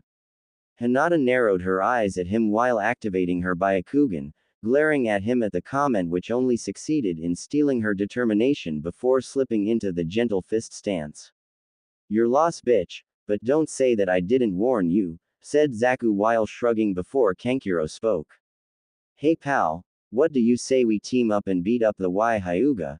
Said Kankuro intimidately while Zaku nodded with a malevolent smile, whereas Hinata just ignored them. Meanwhile Mei frowned at what they were planning to do. Now inwardly she wanted nothing more than for the Hyuga girl to beat their asses. How dare they underestimate the power of a kunoichi, a determined one at that. Hey, that's not fair. Those guys are teaming against Hinata, said an angry Sakura while Naruto was watching them calmly, which surprised Kakashi to no end, as he was expecting Naruto to burst instead of Sakura. If she can't beat those two pathetic genins, then she doesn't deserve to be a kunoichi, said Sasuke with his patented scowl while Naruto and Sakura just ignored him. They're trying to intimidate Hinata into forfeiting the match so that they don't have to face any extra competition. The Hyuga clan is renowned throughout the world for their gentle fist, so naturally they don't want to face her, as even one blow from her would disrupt their flow of chakra, making them almost defenseless. I'd say they're actually scared from her, said Naruto with an amused smirk while Kakashi's lone eye widened to that of Saucer's. Was this really Naruto? The loud, unpredictable knucklehead ninja who takes actions first before thinking. Well, he was justifying the unpredictable part. Sakura nodded with him, whereas Sasuke, HN in response. Hey clown, are you scared of her? Yelled Naruto out of nowhere before a tick mark grew on Kankuro's forehead, who yelled back. It's war paint. While Samui and Karui just sweat dropped. That's one weird genin, both thought simultaneously as they stared at Kankuro in exasperation. Ooh, sorry man. Didn't know clowns fought wars, said Naruto with a goofy grin while almost everyone chuckled at that comment. Sakura couldn't hold it in and burst out laughing while slowly others joined in too. Kakashi was just chuckling to himself while Guy was shouting about Naruto's flames of youth shining brightly. Kankuro gave a dirty look towards Hayate, who was chuckling to himself while holding his senbon, well, so that he doesn't swallow it accidentally. What? The kid has a point, you know, he said while chuckling. Whereas Mei was smiling amusingly at Naruto while Samui had a smirk on her face. typically thinking that it was a cool comment while Omoi was confused if he should on his lollipop anxiously or laugh, resulting in him laughing anxiously while ing on his lollipop, which was a strange and a hilarious scene to say the least. Yugito had a blush on her face, mainly due to the commentary of her crazed Biju while Hiruzen was chuckling to himself, shaking his head at Naruto antics. No matter how much he changed, he'll always be a prank master of the leaf capable of lighting the moods even in the most serious situations. Anko had an excited grin on her face while she was eyeing Naruto with a seductive look, whereas the rest of the Ice Queens watched Naruto with a dreamy sigh. Naruto saw Anko out of the corner of his eyes and shuddered at that look, but at the same time blushed at seeing her pretty face, that he had to admit, before turning his head to the other side to hide his blush. Ooh, shying away from me, Naruto-kun. I wouldn't leave you that easily, thought a grinning Anko while Tamari was laughing at Kankuro. Now she got something new to tease her brother. Meanwhile, Naruto's sudden outburst seemed to calm Hinata's nerves as she smiled innocently at Kankuro, who was grumbling to himself incoherently while Zaku too couldn't stop a snort of laughter escaping his mouth. Alright, that's enough. Are you guys ready? Said Hayate, still chuckling lightly to himself while the three of them nodded, whereas the atmosphere immediately became tense as the match was about to start. Hajime. To almost everyone's surprise, Hinata was the one who dashed towards Zaku, chakra flaming her palms as she prepared for a palm thrust midway. Meanwhile, Kankuro had jumped back from the two as he was a long-range fighter and began waiting for the right opportunity to strike. Meanwhile, Zaku put his right palm forward, facing in the direction of Hinata, all the while smirking to himself. Zenkuaha, decapitating air waves, he yelled before releasing a concentrated pulse of supersonic sound wave invisible to eye while Hinata's eyes widened when she saw a mass of high-intensity chakra come towards her at high speed. She immediately jumped high in the air with her momentum, using chakra on her feet and planted herself on the ceiling. Scanning her two opponents, her eyes widened when she saw that Kankuro had no chakra network but that something had a chakra network which was wrapped on his back. How is this possible? Wait, does that mean the real one is hiding in those wrappings, but how is he controlling chakra threads? So he's a puppet user, thought Hinata while a deep frown was etched on her face when she realized that she was at a serious disadvantage as both of her opponents were long-range fighters. I have to take care of the sound one first and engage him in taijutsu. That previous attack was deadly, she thought before landing on the floor. Giving up Hyuga, said Zaku Aili while Hinata just ignored him and made a sprint towards him again. Zaku used the same attack again, whereas this time she dodged it sidewards. At least that's what she wanted to do when she suddenly found herself constricted by something and couldn't move out of the way before the attack hit her full force, leading to her flying back before skidding to a halt on the floor. Naruto gripped the metal railing tighter while gritting his teeth, but he had to believe in Hinata. He had faith in her abilities and couldn't give up on her yet. Kurenai was livid at the shameful display of cornering a kunoichi, but the only thing she could do now was have faith in her student. She had never seen those eyes in Hinata, she wouldn't let her hopes dwindle so soon. But even she knew that being hit dead on by an attack like that must have severely injured her. Hinata was tired from the second part of the exams and was already low on chakra. Meanwhile, Mei, Yugito, Samui, Karui, the other ice queens and almost all the female Junins frowned at Kankuro, but they knew that it was a part of being a kunoichi and were secretly cheering for Hinata to win the match and show those bastards what a real kunoichi is. Hinata sat on her knees before blood started to leak out of her ears while she coughed some blood.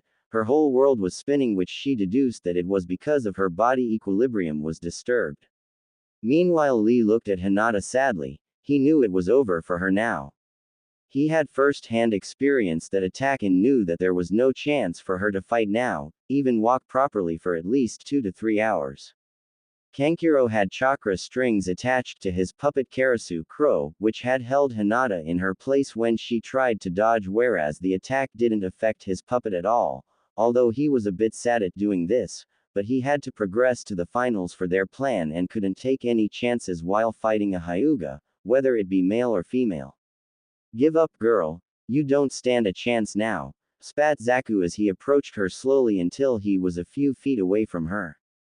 Meanwhile, Hinata stood shakily on her wobbly feet before coughing up some more blood. No way. IW wouldn't give you up. Ever, she said while panting heavily while Zaku just backhanded her as she again fell to the ground. Fine you. I was giving you a chance to get out the easy way, but I guess I'll do it the hard way.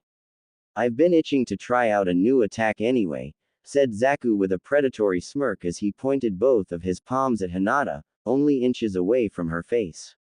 This will take you out for at least a month, maybe a coma or worst, you'll just die, he said with a dark expression on his face. Hinata, quit it already, you're in no condition to fight. It's not worth to risk your career, bursted Naruto as he finally had watched enough and knew that Hinata was in a bad condition right now.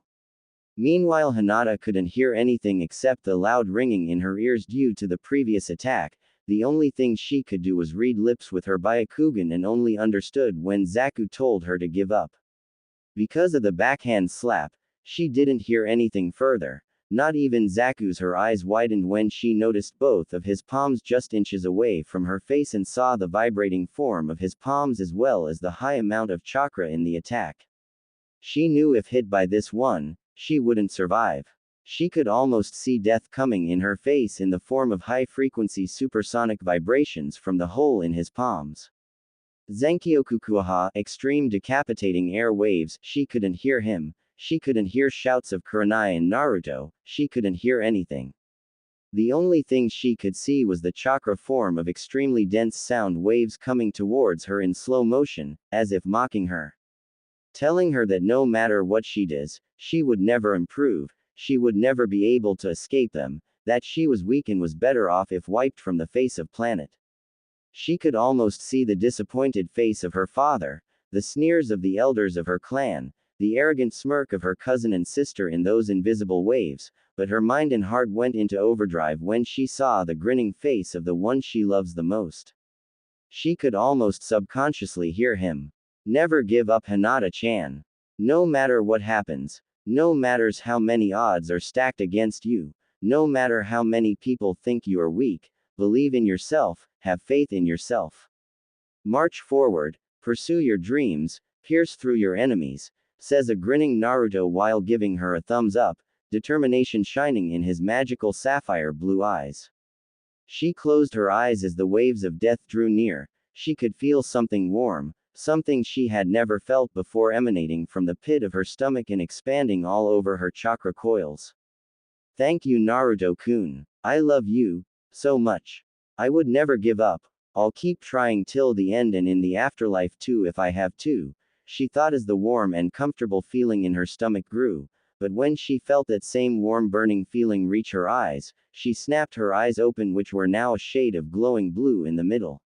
The world zoomed out as everything became even more slower while she welcomed this comfortable warm embrace before everything came back to normal. Naruto didn't know what was going on. He was screaming for her to forfeit the match. It was like she couldn't listen to him, which he deduced that it must have had to do something to with the sound attack. He shouted in despair before jumping over the railing and dashed towards her with high speeds. He didn't know when he had activated the Rinnegan but was surprised to see a huge amount of chakra expanding all over Hinata's chakra coils and when the chakra reached her eyes. Boom! There was a short impulse of chakra blast which almost made him fly backwards, but he braced himself before landing on the floor and consciously deactivated his dujutsu as he didn't want to reveal it before his fight. Everyone's eyes along with his widened when he saw a silver glowing figure of Hinata along with her long hair, her angelic glowing hair swiveling with the wind created by the blast. The silver glow slowly died down for them to see Hinata standing there with her eyes closed, but one significant difference about her appearance was her long hair, just like in Shippuden, but with the addition of bangs on either side of her face. Hinata-chan, stuttered Naruto as he called for her. He had no idea what was going on here, but he was worried sick for her. Meanwhile, Zaku was sent flying back because of the blast, but he flipped in midair and landed away from Kankuro and Hinata. Hinata was enjoying and taking comfort in this strange warmth when she heard one voice which was deeply imprinted in her heart. She slowly opened her eyes and gasped along with everyone else who could see her eyes. Hinata was completely astonished and mortified at what she was seeing. The level of detail of everything she could see didn't ever seem possible to her. Her vision had drastically improved. She could see chakra pathways and tenketsu, chakra points, in a much greater detail than before.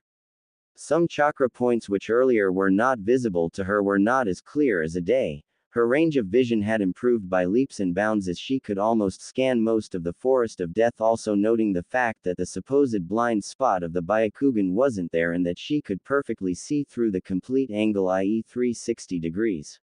She also felt completely rejuvenated, almost like she never had went through the second exam, also noticing the fact that she now possessed longer hair than before, well, much longer. She turned her head to see Naruto standing a few meters away from looking at her with a surprised expression and a small blush adorning his cheeks. She gasped for the second time when she noticed the white chakra with a mixture of small amount of red chakra flowing through his coils. His chakra coils have expanded drastically since the last time I checked his pathways, she thought, amazed at the level of detail she was able to see his chakra network through. She also noticed a strange seal on his stomach and stored the question for later. She had a match to win. Why your eyes? He again stuttered in shock. Hinata would have laughed if not for the situation. He was acting just like her. What about my eyes? She asked while cutely tilting her head. Meanwhile, Naruto was awestruck as well as mesmerized at the beauty of her eyes. They were still of lavender color, but as you progressed towards the center of her eyes, the shade changes to that of sky blue. Surrounding her seemingly sky blue pupil was one small dark pink flower petal adorning her eyes, just like Sharingan's one Tomo's, while her long hair along with her bangs made her incredibly cute. He put the palm of one hand on the other, putting wind nature chakra in one and water natured in another to create a plain ice plate before closing the distance between him and Hinata and handed her the plate. Her breathing hitched when she saw the reflection of her eyes. Beautiful, was the only thing she could think before realizing the situation. But what happened to my eyes? She asked worriedly while glancing towards Naruto, who strangely was smiling with pure glee. Isn't it obvious, you idiot?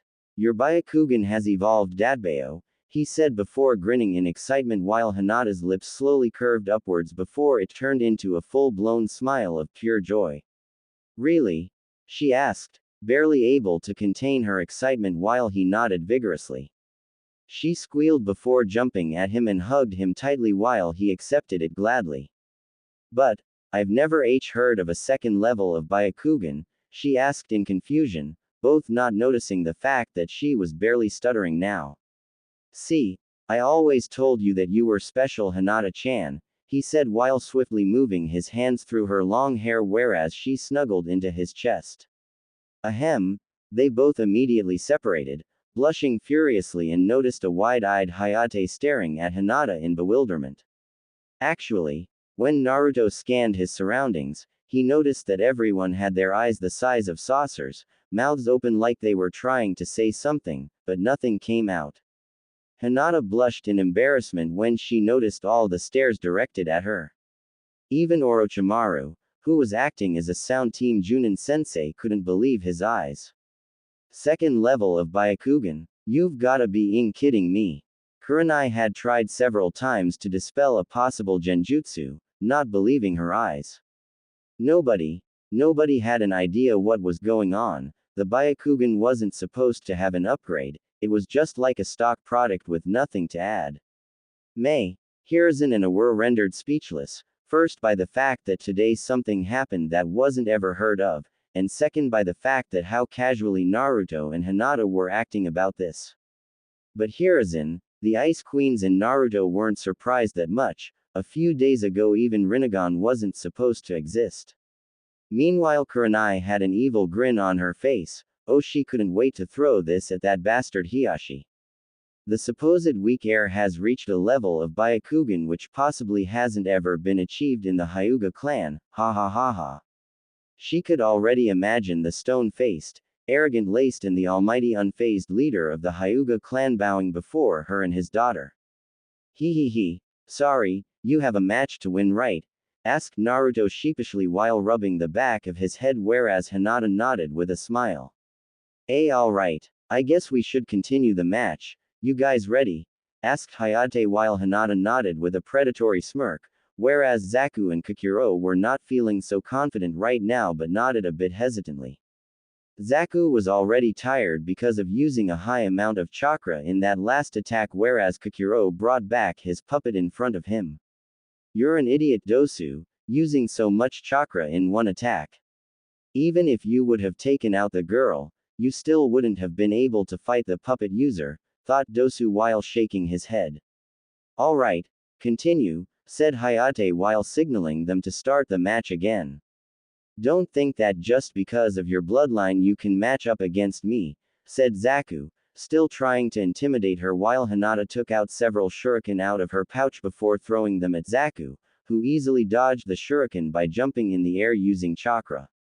While in air, he put his palm towards where Hinata was standing, or where she should have been standing. His eyes widened when he heard a soft voice behind him. Looking for me? Whispered Hinata, her upgraded Byakugan still active before delivering a fast and accurate finger strike to a specific spot behind on his back neck. How did she get so fast? Were Zaku's last thoughts before slipping into unconsciousness while Hinata grabbed him in midair. She landed near Hayate before putting him on the floor. He would be out of it for a while, Proctor. I suggest you call for medics, she said, all the while keeping her eyes fixed on Kankuro while Gecko just blinked, having a stupefied expression on his face. How the heck did she do that? That was the question on everybody's minds, especially Neji. That's impossible. Her chakra strike completely missed the chakra point on his neck, I'm sure of it. Then how did he get unconscious? Could it be that her new Byakugan can see chakra points invisible to the simple Byakugan? But even if she did strike any hidden chakra point, it shouldn't be possible for that sound genin to just slip into unconsciousness from one strike only. This is absolutely absurd. Not even most professional users of Gentle Fist are capable of such feat, not even Hiyashi-sama. And her speed, how did it suddenly increase so much? What's going on here? Thought Neji while glaring at Hinata, a glare full of hate. He was pissed that her weak cousin suddenly became so strong, that the main family had again outdone him. Hiruzen, Ao, Mei and A were having thoughts along the same line. All of the experienced Junins were gobsmacked after witnessing her delicate attack, they had never seen any Byakugan user do that. Naruto on the other hand was just happy and at the same time excited about her Dujutsu, he couldn't wait to explore more abilities of this unknown Byakugan. He wasn't surprised that much by her attack, he had already heard and seen things in the past several days that threw logic out of the window, he was just content in knowing that Hinata was finally standing up for herself and kicking some. The medics had immediately came after Hayate's call and had taken Zaku from the arena. Alright, you can continue now, said Hayate, eager to know more about this newly discovered Dujutsu, while everyone was on edge, anticipation shining in their eyes. Except for Kankuro, who was a nervous wreck by now. Meanwhile all the kunoichi in the arena, had evil grin plastered on their faces. Payback's a bitch, makeup boy, thought all the kunoichis under the tag of women power. Although Hinata, for the first time in her life was enjoying a fight, she wanted to end this fight quickly as this new Dujutsu was draining her chakra at a fast rate. Kankuro using his puppet Karasu, threw several poisoned needles out of its mouth at Hinata, and yet again she was amazed at the level of detail at which she could see the attack coming at her. She could see everything, as if the world was revolving around her in slow motion. She could see the poison drops at the tip of the needles, she could even count the number of needles he threw at her, each and every needle coming at her way, something which shouldn't be possible even for the Sharingan. Easily dodging the needles in a mixture of high speed and fluid movements, her hair flowing with her in melody. Almost all the shinobi out there blushed lightly at seeing her, Even some of Kunoichi had to fight off the heat rising on their cheeks. Meanwhile, Gaara was starting to become more and more psycho at each passing moment, all the while grinning like a maniac. Kankuro was astonished. The girl just dodged his needles like they were nothing. Those needles are so sharp that even seeing them coming your way is difficult, let alone dodge them.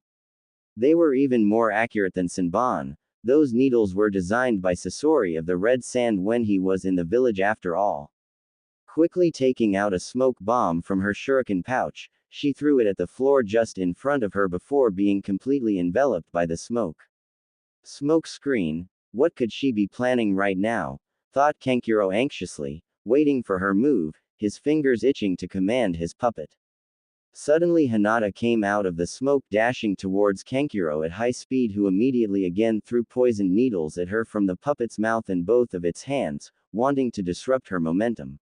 He was surprised when all the needles just passed through Hinata like she wasn't there.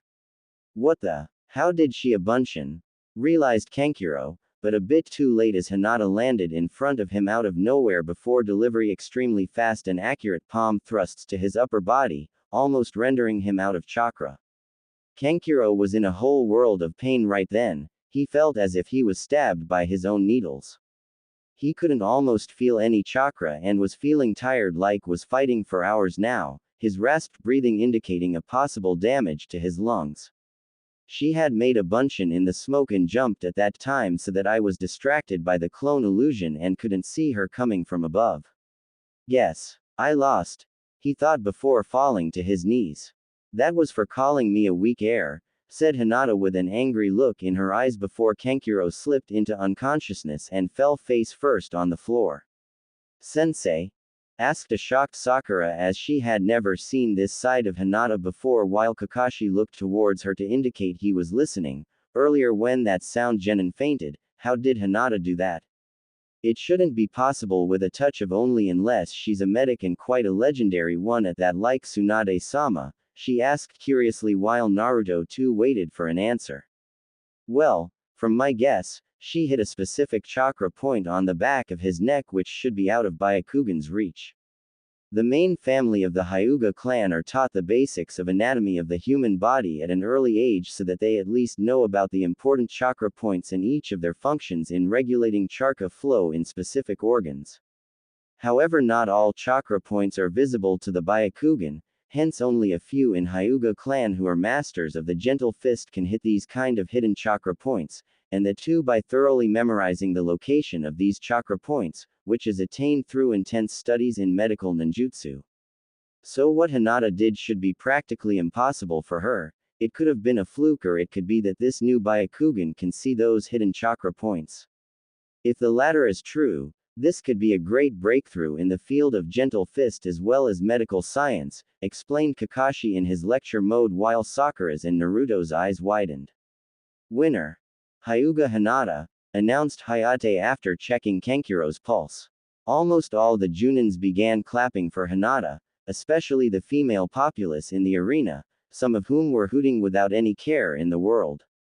You could see the shining smiles and grins of Mei, Yugito, Samui, a shining smirk, Karui, Kurenai, Enko who was thinking of training Hinata in the ways of torture and interrogation, Hana, Yugao, Tamari who was happy that her idiotic brother was brought down a peg but at the same time concerned for him, Kin mainly because she didn't like males in general except Naruto, Sakura, Ino and every female there you could find. Orochimaru was licking his lips like the snake he was, excited at the prospect of probably finding another suitable body. Hinata blushed in embarrassment, bowed timidly in front of the Hokage, Raikage and Mizukage before rushing to her spot on the upper railing platform. Kurenai immediately crushed Hinata in a hug upon her arrival. She was beyond happy for Hinata. Hinata-chan, congratulations. You did great, she said releasing her from the hug before giving her a bright smile. She had always considered Hinata as her little sister and deeply cared for her. Also she couldn't help but marvel at the beauty of her eyes as the new Byakugan was still active, which today had broken the boundaries of their dujutsu. Thank you Kurenai-sensei, she said while blushing in embarrassment before she saw Naruto approaching her and was immediately on her toes. What would Naruto-kun say? She thought a bit nervously while twiddling her index fingers cutely, while her heart was pounding her chest. Hinata-chan. That was awesome, the way you kicked the clownish was great. I'm really. He paused while his breathing hitched in throat when he noticed her eyes. He wasn't able to see them properly due to the distance before, but seeing them up close was something else. He had never seen such eyes. The amazing shades of lavender and sky blue made them angelic and beautiful. Hinata-chan, your eyes are beautiful, he said breathlessly while Hinata blushed furiously at the compliment. Nay, don't you agree with me, Kurenai-sensei? He said dramatically, pushing the sensei before winking at her, which went unnoticed by Hinata, who was in her own Naruto-kun la la la dreamlands. Oh, of course, Naruto-kun, said a blushing Kurenai before clamping her mouth when kun accidentally slipped her tongue. She breathed a sigh of relief when she noticed that Hinata wasn't paying attention and had a faraway look in her eyes. Naruto turned to Hinata when he noticed something which made his eyes widen in surprise. There's only one petal in each eye, just like the tomos of Sharingan when it is activated the first time. Could it be that there are more levels to this Byakugan, just like the Rinnegan and Sharingan? And the veins around her eyes no longer noticeable too, he thought before leaning towards Kurenai, who again blushed at their closeness. Kurenai-chan? He asked, opting to use chan, as Hinata still wasn't out of it while Kurenai's blush got darker in shade. He brought his mouth near her ear before whispering at what he just found about Hinata's newfound eyes. Meanwhile, Kurenai could feel the familiar heat rising between her thighs as his hot breath tickled her skin, before she nodded at what Naruto said when he backed away from her. She could also feel several glares at her back, and turned around to see the jealous stares of several female Junins along with Hana, Yugao and Anko, while everyone else were busy at watching the names which were randomly appearing on the screen for the next match. Kurenai grinned widely before giving them the winning sign with her 2 fingers. Feeling drained and tired, Hinata immediately deactivated her new upgrade. As expected, just like Mangekyo Sharingan, her petal-like Dujutsu first turned back to the simple Byakugan, resulting in her veins around her eyes getting bulged, her pupil turning to lavender, before her eyes completely turned back to normal. Meanwhile, Naruto grinned widely in excitement when he saw the 3 names flash on the screen. Rock Lee vs Uzumaki, Naruto vs Kimita Dosu. Ooh, this should be good, thought almost all of the Junins, Genins, Chunins and Cages. Uzumaki. Impossible. They all were wiped out, weren't they? Thought a stunned Mei, while Ao and Chojiro were equally astonished. Good luck for your match, Naruto-kun, said Hinata with a smile while Naruto gave her thumbs up while grinning. Watch as I kick those guys' butts, he said enthusiastically while she and Kurenai giggled at his antics. Yosh. Guy-sensei. I will not disappoint you, yelled Lee with flames in his eyes while Guy cried tears of happiness. Meanwhile, Mei, Yugito, Ao, Chojiro, B and his team paled when they saw a mini guy yelling the same youthful crap just like the weirdo beside him. Mei had a dark aura around her while Ao and Chojiro stepped away from her nervously. One was enough, but, 2, I've seriously gotta melt their balls off, and that godforsaken haircut, and those horrendous eyebrows too, come to think of it, that ridiculous green spandex too. No, I've gotta burn those idiots off this planet, thought Mei, having an evil grin on her face which unsettled Hiruzen, his 6th sense telling him that he should keep Guy and his mini clone off of Mei's radar. Would Uzumaki, Naruto, Kimita Dosu and Rock Lee come down here? Said Hayate before Dosu landed on the floor. Naruto was the last person Dosu wanted to fight, as he knew what the happy-go-lucky blonde was capable of, so naturally he was nervous and scared shitless. Afterwards, Lee landed before he started doing push-ups. Meanwhile, Naruto was grinning in excitement and was ecstatic at finally being able to show what he was really capable of. What should I do? Should I show them all of my techniques? Nah. I'll save the really explosive ones for later in the finals, but it wouldn't hurt to show off a bit here. I just want to see their faces, they'll know that I'm not a dead last, he thought before he was brought out of his musings when he heard the proctor yell. Oi Gaki, are you coming or not? Asked Hayate with raised eyebrows while Naruto grinned sheepishly. He did the ram followed by a snake hand sign before a small whirlwind consisting of lightning sparks engulfed him. The same whirlwind then was seen right besides Lee before it died down to show Naruto standing there rubbing the back of his back, a smile on his face. Sorry about that proctor. He apologized while the Senbon fell off Hayate's mouth as he was in pure shock at what the kid just pulled. That was the face of almost everyone there. Faces full of astonishment, surprise, jealousy, the emo kid, love with a mixture of lust, ice queens, admiration and confusion. Gee Gaki, how the hell are you able to do a shunshin, and an elemental shunshin at that, stuttered Gecko before he looked towards the Hokage. Wind shunshin. At his age, I am possible, stuttered Mei, surprise clearly evident on her face. Normally she would cover her surprise under a cheery smile, but this was too much to just drink it under her cheerfulness. No, it wasn't a wind shunshin, said A, who had his eyes widened along with B, his team and Yugito. It was AS storm element shunshin, he said, astounded, making her eyes widen, who was sputtering incoherent words. Meanwhile Hiruzen too was surprised that Naruto could use 2 sub-elements. Earlier he was expecting Naruto to be proficient in 3 basic elements considering he was training with so many shadow clones for 2 months, but being able to even use sub-elements was a huge bonus for him. Yes, the Hokage side of him was happy that the village had gained a powerful bloodline user, but his grandfather's side was extremely happy for Naruto. Hokage Dono, this Gaki, are your villagers really that stupid to consider a prodigy genin like him a loser and a dead last? And what have you been teaching him anyway? 2 sub-elements. That means he has affinity for wind, water and lightning, which is extremely rare in itself. You've gotta be kidding me, this is outrageous, said a while clutching his head in frustration while Hiruzen sighed at Raikage's antics. Just wait for a bit Raikage Dono, all of your questions will be answered in a couple of minutes, said Hiruzen while inwardly smirking to himself. Does he have a bloodline yo? Said B, completely surprising Hiruzen and others by his insight. Hi, said Hiruzen while they turned their heads to gaze at Hayate, who was looking at the Hokage, to whom Hiruzen nodded at to begin the match. Yosh Naruto-kun. May the best fighter win, yelled Lee while Naruto just sweat dropped at his loudness. There's no need to yell at me, I standing right here you know, said Naruto.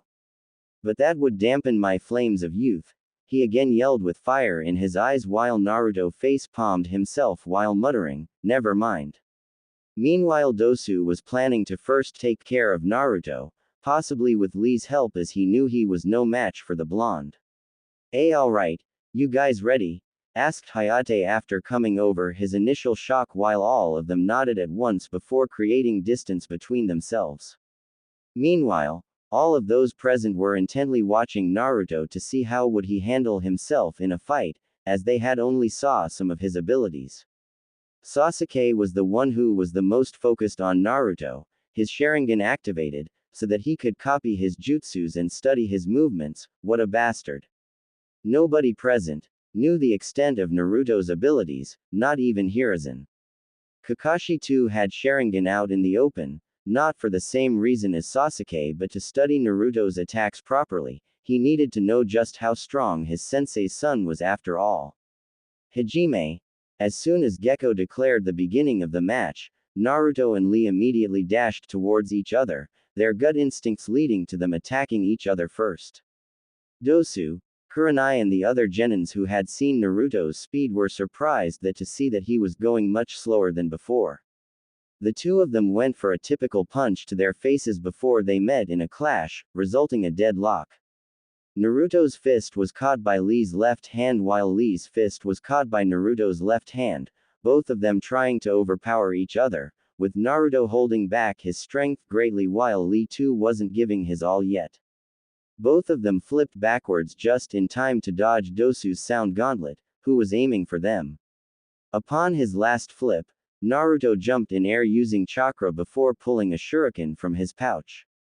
He threw the shuriken in between where Lee and Dosu were currently approaching each other for another attack. Upon coating the shuriken with his wind chakra, he threw the shuriken at them, holding back his strength as he didn't want to kill anyone needlessly. Fuden. Shuriken Kage Bunshin no Jutsu, Wind Release. Shuriken Shadow Clone Technique, he whispered to himself after doing a couple of hand seals at moderate speed.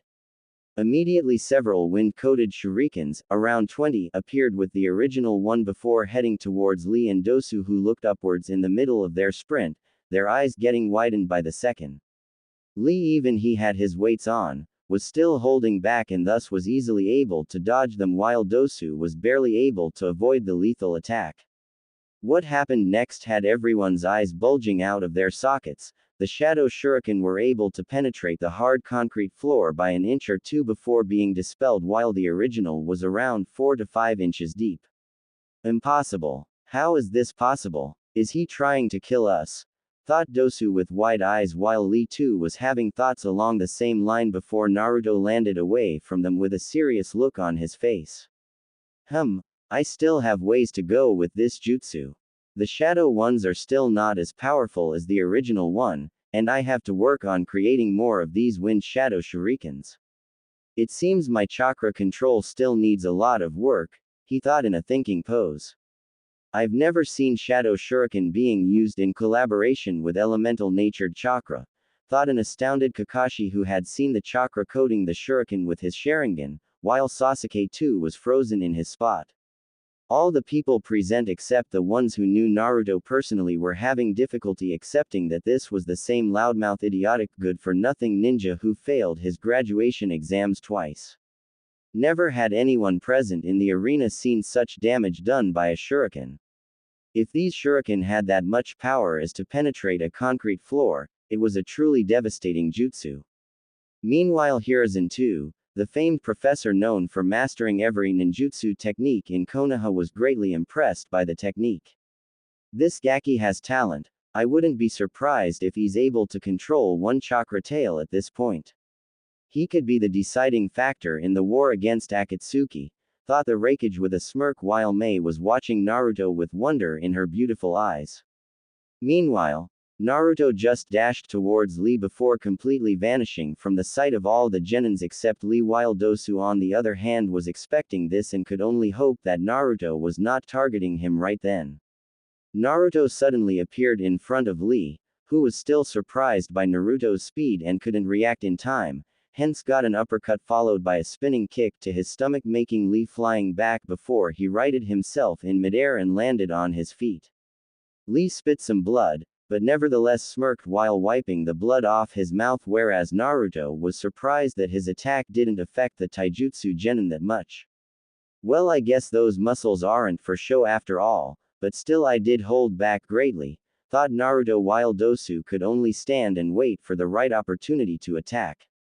Yosh, your flames of youth have improved since the last time we met, Naruto-kun, yelled Lee while pumping his fists with each other. Oh yeah, I got my butt kicked by him the last time we met, well, time for some payback, he thought before deciding to be a little more serious. Lee, the leaf's lotus blooms twice, yelled Guy while tears welled up dramatically in Lee's eyes before he saluted his adult clone. Hi Guy-sensei, he yelled before bending down. To everyone's curiosity and surprise, he took out 2 sets of weights from under his leg warmers. Oh come on, does he thinks he can beat Naruto-kun by dropping a couple of weights, thought Kin and Tamari simultaneously, the latter of whom blushed upon realizing that she had addressed Naruto with such closeness. But everyone except for Guy was taken for a wild trip, even Naruto, when Lee dropped those weights, upon whose pressure formed a crater on the floor. My flames of youth shine more brightly now, shouted Lee, stretching his legs and arms a bit before he settled into the Gakken Taijutsu stance. Let's go, Naruto-kun, Lee whispered before completely vanishing from Naruto's sight. Naruto was surprised both by Lee's speed and that he didn't yell this time. Before he could do anything, he was punched hard by Lee in the stomach, followed by a kick to his chest, leading to Naruto flying back before crashing violently against the wall, creating a crater. Yosh. Now or even Naruto-kun, he again shouted while Dosu along with everyone except Guy had their eyes as wide as saucers. The speed at which he moved easily matched that of a high Chunin to low Junin right now. My god, no doubt Konoha is so strong.